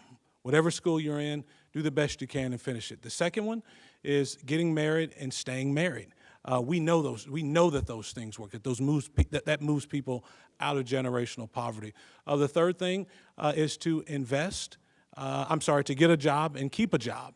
That's the third thing. Number four is to invest and save. And number five is to give back to your local community. That's how you move people out of generational poverty. And that's exactly what the brave men and women of Greenwood did in many instances with their entrepreneurship. And they continue to inspire people from generations. I was moved by the testimony of Uncle Red and the other survivors and his sister. I think we all can learn a great deal about their courage. Very good. I wish I could unpack so much of that, but we have so much limited time. Let me go to Mr. Henderson if I can, if he's still on video. Mr. Henderson, you still with us? Yes. Great. Just real quick question for you. In recent years, it has become popular for a lot of people to argue that America is a country of systemic racism rather than systemic opportunity, as Mr. Shannon just said. But you testified also that that's not what you see. Could you expound on that a bit further? How would you describe our present situation? Well, when you look at America, you have to compare it with other countries. America is a country that has fought to free slaves. America is a country that seeks to live out the second sentence in the Declaration of Independence. We hold these truths to be self-evident that all men are created equal. And the governments are instituted among men deriving the just powers from the consent of the governed. So it is we, the private citizens, that determine how this country will move forward. And we need to recognize that elections matter and understand the system that we live under. We keep going to another race of people asking permission. When you look at the free market capitalistic system, you don't have to ask permission. You can actually fail your way to success. When you look at Thomas Edison, when you look at Booker T. Washington, that failed so many times, but got knocked down, but would not give up. So America's a great country if we look at it from the right direction. All it offers is a great opportunity. We need to take advantage of it. And how do you think that we can better educate this current generation of Americans about those principles? I mean, does it come down to public school curricula? Does it come down to community education? I mean, does everybody have a role in that? How do you explain that to others? Everyone has a role in that. We need to go back to classical education, where we teach people how to think as opposed to what to think. Our education system has moved from education to actually indoctrination. And we need to understand the whole total history of this country, the good, the bad, and the ugly, and understand that America is not where it was before, that we all play a part in it, but we need to know the true history of America. If you are a citizen in America and you don't know the history of America, you're a citizen in name only. And for those of us that have cut our teeth on the true good of courage required for freedom's sake, we need to reach back and share with those that this is your country. You should defend this country when it's right, and stand up against the wrongs that occur. Thank you. I'm out of time. I yield back. Thanks all the witnesses for being here today. Thank you, sir. We're going to go out of order because Ms. Sheila Jackson Lee is going to be Speaker Pro Tem. She has to get to the floor. Representative Sheila Jackson Lee, you're recognized for 5 minutes. Mr. Chairman, let me thank you and the ranking member for the courage to hold this hearing and to present a forum in the United States House of Representatives for these humble souls. Let me quote William Faulkner, because he does not look like me, and Mr. Counselor, he doesn't look like you, and he said, "The past is never dead. It's not even the past." And so to my friends that are here who have given an alternative history, that past never ends. That past is redlining that did not allow investment in black communities. That past is, as the outstanding members of this holy and iconic group, Mr. Hugh Van Ellis, Miss Viola Fletcher, Mother Fletcher, Miss Randall, has said they lived the past. They were not able to get the GI Bill. Miss Randall remained a domestic. She didn't finish beyond the 4th grade. That is the existing and continuing disparities. Let me, for those who may never have seen the vibrance of Greenwood and Tulsa and these young women with their cowboy hats on, living the dream, if you will, way back in 1921, that was Tulsa. That was the economy of this nation embedded in that. And I would just simply say to my good friend who did not read the resolution that we're so proud to have passed, honoring the 100 years, it says, by calling upon all Americans to celebrate the ethnic, racial, and religious diversity that has made the United States the leader of the community of nations and the beacon of hope and inspiration to oppressed people everywhere. That's in HRES 398. That's Tulsa. But let me tell you what else is Tulsa. If you can't make it out, this is a Negro's body with smoke coming out of it, as occurred in 1921, when 300 were thrown in a mass grave, unnamed to this day, and as well held in detention. I'm so glad that our friends in the Japanese American community are in fact supporting H.R. 40. Let me show you that they actually had thriving businesses. That's Greenwood going up in smoke because of an incident in an elevator that has never been able to be defended or accurate. So let me give these questions quickly in the short time that I have for you to be reminded of this. Let me get to Counselor and Ms. Clutcher. Counselor, my time is brief. Emphasize again, which most Americans would understand. The banks had my money, had their money. I remember those little books. We grew up on those little books. You go to the bank, you put the money in, and they mark in your little book that you had money. Tell me two things. You have not been able to get the money out of the bank, and the insurance companies, of which all of us are told to get them flood insurance, to get home insurance, that you were not able to get. That's your questions. My time is 1:54. Ms. Clutcher, I've never heard you condemn law enforcement. I have heard you say in the name of your deceased mom and your family and the children of your brother that he was killed in cold blood with his hands up. I want you to respond to that as to what we need to do legislatively to be able to address this injustice. Mr. Counselor. First of all, Representative Lee, thank you for your leadership on H.R. 40 and in our community. Yes, Dr. Olivia Hooker, who was the first African-American female in the Coast Guard from Tulsa, she talked about this before she passed, and many other survivors. They couldn't get their money out of the banks because the bank said, well, hey, where's your bank book? They said it burnt up. It said, too bad. And so we're trying to have a discussion with these banks to say, let's do a forensic audit and let's go in there and find out what money may still be available to these descendants. And secondly, yes, again, the insurance companies, these black people in Tulsa were very sophisticated. They were business-minded. They were savvy. They had policies, insurance policies, and to this day, no policy actually paid anything that was a fair market value and is still owed as we speak. Thank you. Ms. Clutcher, if you would. Yes, ma'am. I back police officers. My uncle is a police officer. My father served this country. He was a Vietnam veteran, and so I've never bashed the police, but there is an oath that our law enforcement in this country that they swear to, and I believe in that oath because it simply says, and you all should read it, we are here to protect and serve. My issue is that there are police officers in this country that act antithetical to that oath that they swear to. And so what we're trying to do and what we need for Congress to do is act and pass not a dumped down or a watered down or a half-baked bill, but we need it to, we need to end the doctrine of qualified immunity.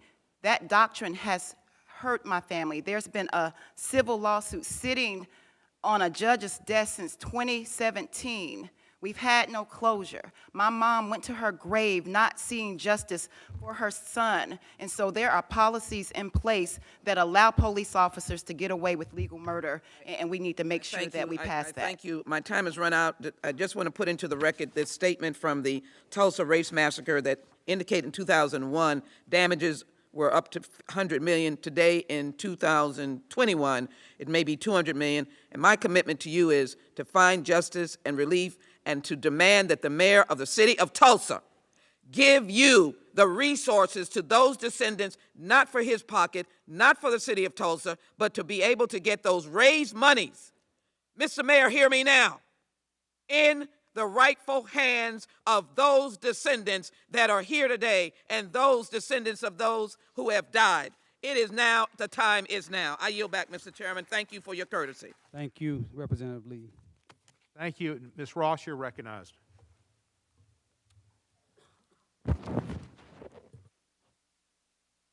Thank you, Chairman Cohn and Ranking Member Johnson, for holding this extraordinary and important hearing. Hopefully, it will not be the last of these hearings, though hopefully we won't have these kinds of atrocities going forward. I also want to thank all of the witnesses for joining us today. While plenty can change in 100 years, the powerful testimony we've heard today reminds us that history also is alive. The Tulsa Race Massacre lives on through Mr. Van Ellis, Mother Fletcher, and Mother Randall, and their descendants. And thank you, Dr. Crutcher, for being here. It also lives on through the families that lost their homes, their wealth, their loved ones, and the futures that they thought they would have.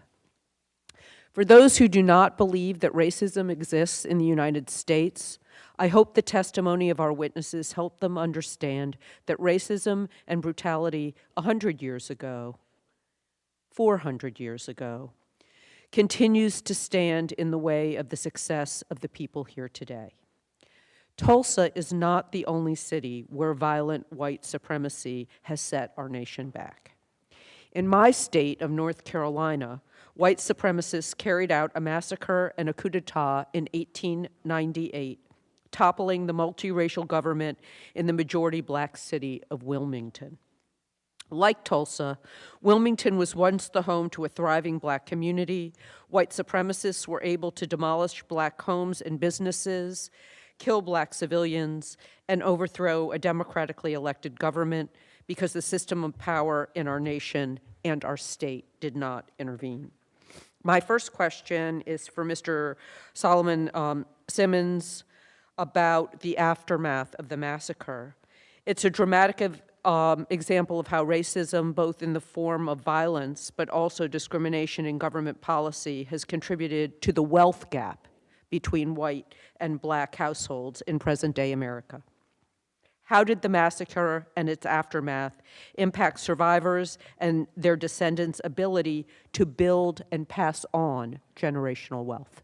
Thank you, Representative Ross, for that question. In many ways, it was impacted. First of all, for up to the 40s and the 50s, for those individuals in Greenwood who survived the massacre and would not run out as refugees, they were severely neglected by the city of Tulsa.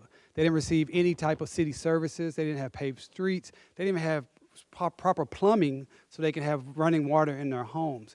And then they brought in urban renewal, which we call in Tulsa Negro removal. And they used that policy to steal the rest of the land that they hadn't stolen during the massacre. And the final nail was when they put the Highway 244 directly, squarely in the black community through Greenwood to purposely destroy any opportunity for Greenwood to thrive again. And so this has been the remnants. And right now, if you come to Tulsa, you will see a thriving, beautiful, modern metropolitan city south of I-244, that's white Tulsa, and north of that highway, which is North Tulsa and black, there are no businesses, hardly any businesses. There's no buildings going up. There's no high rises, nothing like that. It's stark as night and day. Thank you very much. And my next question is for Ms. Heath. So I brought up the massacre in Wilmington. What happened in Tulsa is particularly unique at this 100-year mark because it was an entirely black community. But Wilmington was an example where blacks and whites lived together, and some people just didn't like that. Could you tell us about other instances in our history where we've seen white supremacists intervene in people's thriving multiracial economies? Thank you. Yes, the U.S. has a history of white supremacists invading black neighborhoods or coalescing among black neighborhoods and, quite frankly, all of a sudden getting sick of some type of economic progress or social progress that creates equitable conditions for black people in those neighborhoods. Red Summer of 1919 is a prime example of dozens of race massacres, also coined as race riots in history, which is a false narrative that does not account for the deliberate and designed destruction of black neighborhoods and their success. So post-Reconstruction, pre-Reconstruction, all the way up to the spirit of what had members of Congress laying on the floor during January 6th is a product of white supremacy in this country. Thank you very much. Mr. Chairman, I yield back. Thank you, Ms. Ross.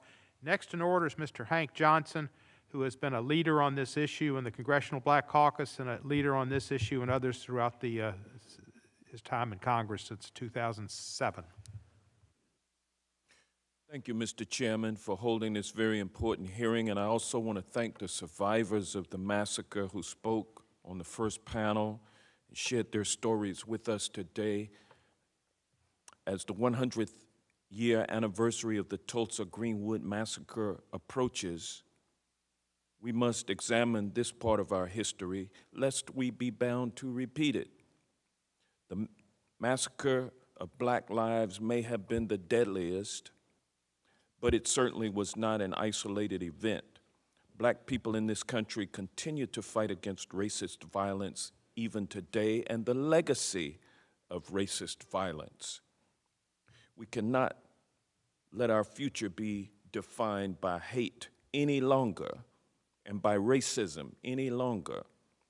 Later today, I will introduce the Tulsa-Greenwood Massacre Accountability Claims Act, which will create a federal cause of action for massacre-related claims. The victims of this atrocity have been denied justice for far too long. Similar legislation was previously introduced by my friend, former Congressman and former Chairman of the Judiciary Committee, John Conyers. I'm honored to continue his legacy in this way. Ms. Heath Why is congressional action so important to create accountability? And why is accountability so important after atrocities such as Greenwood? Thank you. As you heard from Mr. Miller and Mr. Solomon Simmons, the courts have failed to deliver justice necessary and hear the merits of these atrocities, and therefore legislative remedy is incredibly important post any serious or gross human rights violation, such as the Tulsa Race Massacre, or including acts of racial discrimination, which include housing, education, employment, racial discrimination in the U.S. today impacting Black people. It is incredibly important that repair mechanisms are proportional to the harms that were committed and not just symbolic. In the case of Greenwood, material damage was done, including moral damage, which should be compensated for. And under international law, there are various forms of reparation in addition to financial compensation, legal and institutional reforms also that need to be administered in the case of Greenwood. All forms of repair, given the damage that was done in Greenwood, need to be on the table in order to provide full restitution to the gravity of the harms and crimes committed. Thank you. Attorney Solomon Simmons, would you care to respond to that question? Well, again, because this body, this Congress has shown the ability throughout our history with the Japanese internment camp survivors, the 911 Commission. It's important for Congress, the United States of America, to say, you know, what happened to these people were wrong. We have the power to remedy it, and we should remedy it. We must have accountability for what happened in Greenwood. Because if we don't have accountability for what happened in Greenwood, it will only happen again. It's not enough just to know something happened so you won't repeat it. You have to know its consequences that it happened. So far, has been any consequences from anyone at this point, and we're hope and pray that we can get some consequences from Congress. Thank you. Ms. Heath, are you aware, and Professor Miller, are you all aware of any instances in this country where Black people have received reparation for harm done to them? Yes, in 1923, the Rosewood Race Massacre occurred 2 years after the Tulsa Race Massacre. Victims in the 1990s were compensated, including their descendants, with scholarships. In addition, North Carolina compensated victims of forced sterilization for a discriminatory eugenics law. So reparations have been paid, but not to descendants of enslaved Africans at the grander level, and also in this case of Tulsa and many other incidents of racial violence. If we think broadly about reparations, the federal government has actually already made it possible for African Americans, for example, Black farmers, to sue to gain some compensation. So Congress has taken a lead on this before. And you might need to turn your microphone on, Professor. Was it already on? Oh, sorry, thought it was on. Did you not hear me? All right. So Congress has taken a lead on this before, for example, with the Black farmers legislation, and I'm glad that Congress is taking a lead on it again. Thank you. So H.R. 40 or the Tulsa-Greenwood Massacre Accountability Claims Act would not be new. It would not be unique. It would not be a trailblazer. It would just be a continuation of justice that has been afforded to certain victims of racism in this country throughout our history. Is that correct? That's correct, and it's worth recognizing that states themselves, California has been a leader in affording this sort of relief to, for example, victims of Armenian genocide, braceros, Holocaust survivors, and so it's long overdue for African Americans as well. Thank you, and I yield back. Thank you, Mr. Johnson. Ms. Garcia from Texas is recognized for 5 minutes. Thank you, Mr. Chairman, and thank you so much for bringing this hearing forward. I think it's historic, and just the courage and the tenacity and the just the wherewithal of the survivors to be here with us this morning and to share their stories was very, very, very moving and compelling. And I hope that more Americans get to see it. I hope that children get to see it. I hope anyone who studies history see it. So thank you for doing this, and I'm so glad that also you are live streaming this to make sure that people make note. It's a shame, 100 years since the Tulsa-Greenwood Race Massacre, and we still find ourselves striving for equal justice under the law for all Americans. You know, Uncle Red said it best. We all need to work together because we are one. We all need to work together because we are one. So it is important that we commemorate the centennial anniversary of this massacre to educate new generations of our country's history, to learn from it and heal from it in order to restore justice for the Greenwood District community as well as many other long-suffering communities alike. That's why I am a co-sponsor of H.R. 398, the resolution. And like President Biden has said, to heal, we must understand. To heal, we must understand. And that's why I also support H.R. 40 and my proud sponsor together with many others here in Congress.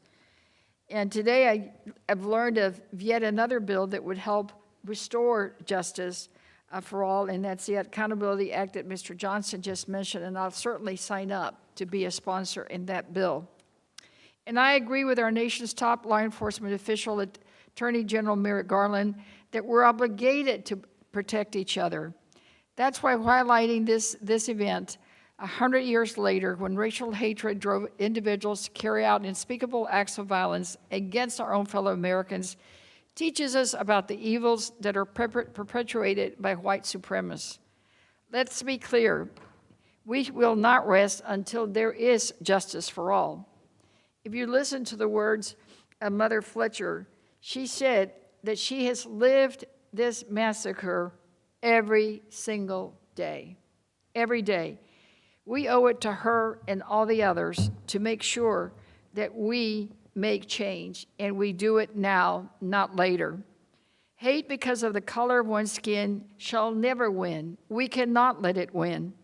America prevails when we come together in peace, and as Uncle Red said, we are one. So I want to begin with you, Attorney Simmons. You know, I noticed in, it may have been your written testimony that groups even like Sinclair Oil loaned them the planes. You know, we hear, and the chairman asked questions about, you know, the insurance companies. So businesses were involved with this. Have we been able to get a handle on how we can go to the successor businesses? Sinclair Oil, I believe, still exists.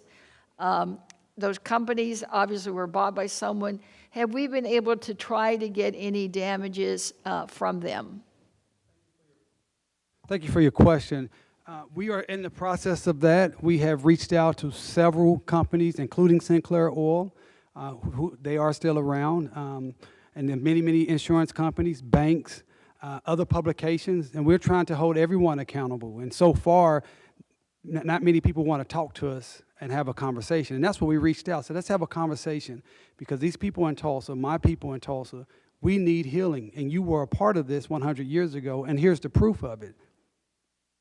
Right. And I know that I read that there was a commission set up in Oklahoma, and that they did say that reparations should go to the historic Greenwood community in some way, and that it would do much to repair the emotional and physical scars of this terrible incident.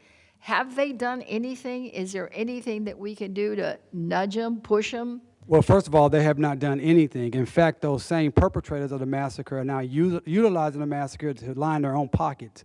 So, in fact, they haven't done anything. They've done worse. They've actually compounded the trauma, and they've soaked up all of the resources that good people from around the nation that want to support the black people of Tulsa. They don't understand that they're actually supporting the city of Tulsa and the white business owners in Tulsa. That's what's actually happening right now. And I think just this hearing, people understanding the difference, understanding that groups on the ground like the Crutcher Foundation, Justice for Greenwood, the Black Wall Street Legacy Fest, are actually working directly with survivors and descendants, and not the city of Tulsa and the Chamber of Commerce and the state of Oklahoma. They're working for themselves. They're trying to do exactly what they did in 1921 when Tulsa created this slogan called Tulsa Will. Now they have a slogan that says Tulsa Triumphs, to try to say, oh, Tulsa's triumphed over this bad history. The fact is, Tulsa, the city, triumphed over Greenwood. It was Greenwood that was destroyed. It was Greenwood that was looted. And it is Greenwood that needs repair, not Tulsa. Thank you, and Mr. Chairman, I see my time has expired. I yield back. Thank you, Ms. Garcia, for your statement and your questions. Ms. Bush, a freshman but experienced and very important member of this committee is from Missouri, is recognized. St. Louis, and I thank you, Chairman Cohen, for convening this hearing. It is both an honor and a profoundly sobering privilege to be sharing space with you and to Mr. Van Ellis, to Mother Fletcher and Mother Randall, with them as well. I hope to be able to actually meet them. When I go home today, and this is to them, when I go home today, I will call my 7-year-old nephew and tell him about my day. I will tell him that I got to see and hear American heroes today. I will tell him that I spoke to them and all that they lived, all those things that they talked about and how they lived in a neighborhood much like his in St. Louis, that he lives in a neighborhood with local schools just like they did and favorite parks where he spends his holidays the same way they do and where he celebrates some of his life's most precious moments the same way that they did. But unlike in his neighborhood in St. Louis, this vibrant, beautiful community in Tulsa was burned down. And yet, Mother Fletcher, Mother Randall, and Mr. Van Ellis are still here with us today sharing that story of courage. To my colleagues on this committee, there is only one reason why descendants of the Tulsa Massacre have not been compensated, and that reason is racism. It's anti-Black racism, to be clear, and it's been stated a couple times, and I want to state it again. It's anti-Black racism. Racism is not just slavery and Jim Crow. It is the daily violence that is enacted on our communities each and every day we live in this white supremacist society. Racism is when a group of our elders come to our halls to testify about the massacre they survived without any clear commitment from our leaders as to the reparations they are owed. That is outright racism, full stop. What happened in Tulsa on the evening of May 31st and that continued into the day of June 1st, 1921 was a failure of the highest proportions. For 24 hours, the community was under attack, traumatized, brutalized, terrorized, and killed for no other reason than for being Black. It was the failure of our government that helped enable the violent massacre. It was the failure of our leaders for being complicit in white supremacist violence. It was the failure of our country for failing to protect its own citizens. It is a failure only made possible because racism is alive and well in this country. It was alive when a white mob burned Tulsa to a crisp. It is alive now as we debate the merits of repairing harm. Underlying the generational trauma and exploitation is a government that refused to even acknowledge the humanity of our ancestors, enslaved and terrorized under white supremacy. A government that to this day refuses to acknowledge or atone for its ongoing racism. So let me ask Ms. Goodwin, how has your family, if you could just tell us briefly, how has your family's history been affected by the Tulsa Massacre? And then I have a question for Ms. Crutcher. Ms. Goodwin, how has your family's history been affected by the massacre? If you could name like 3 things that are like really stick out. Well, one sticks out is the generational wealth that could have been basically accrued by now. There was some $76,244 back in 1921, in today's dollars, that has been said to be some 900,000 or perhaps 1.2 million. My goodness. So if we just talk about the material loss, that's what you would deal with. If you want to talk about the scars and the, as it's been said over and over again, the ongoing trauma, we feel this every day because we live in this community. And as it's been said, we see a community that's being gentrified. We see a community right now with this massacre is being monetized by Greenwood Rising and all of this hoopla. And the three folks that we could do right by right now are still living. And so I can say to you that we feel that, okay? Yes. And when you say three things, I can name 30 things. Okay, right? I'm running out of time, but Okay. thank you. I'm going to move to Ms. Crutcher. I only have a few seconds left, but could you tell us, what does justice look like to you in your community? Thank you for sharing what you shared for us today, but if you could say what justice is for Tulsa right now, what is that? Justice is simply restitution, repair, and respect. And Thank- those three words. That's Thank what you. justice looks like. Thank you. I want to end my remarks by talking directly to all the Black people, the young people who are listening to this discussion today. Know that this country's legacy of racism is still alive today.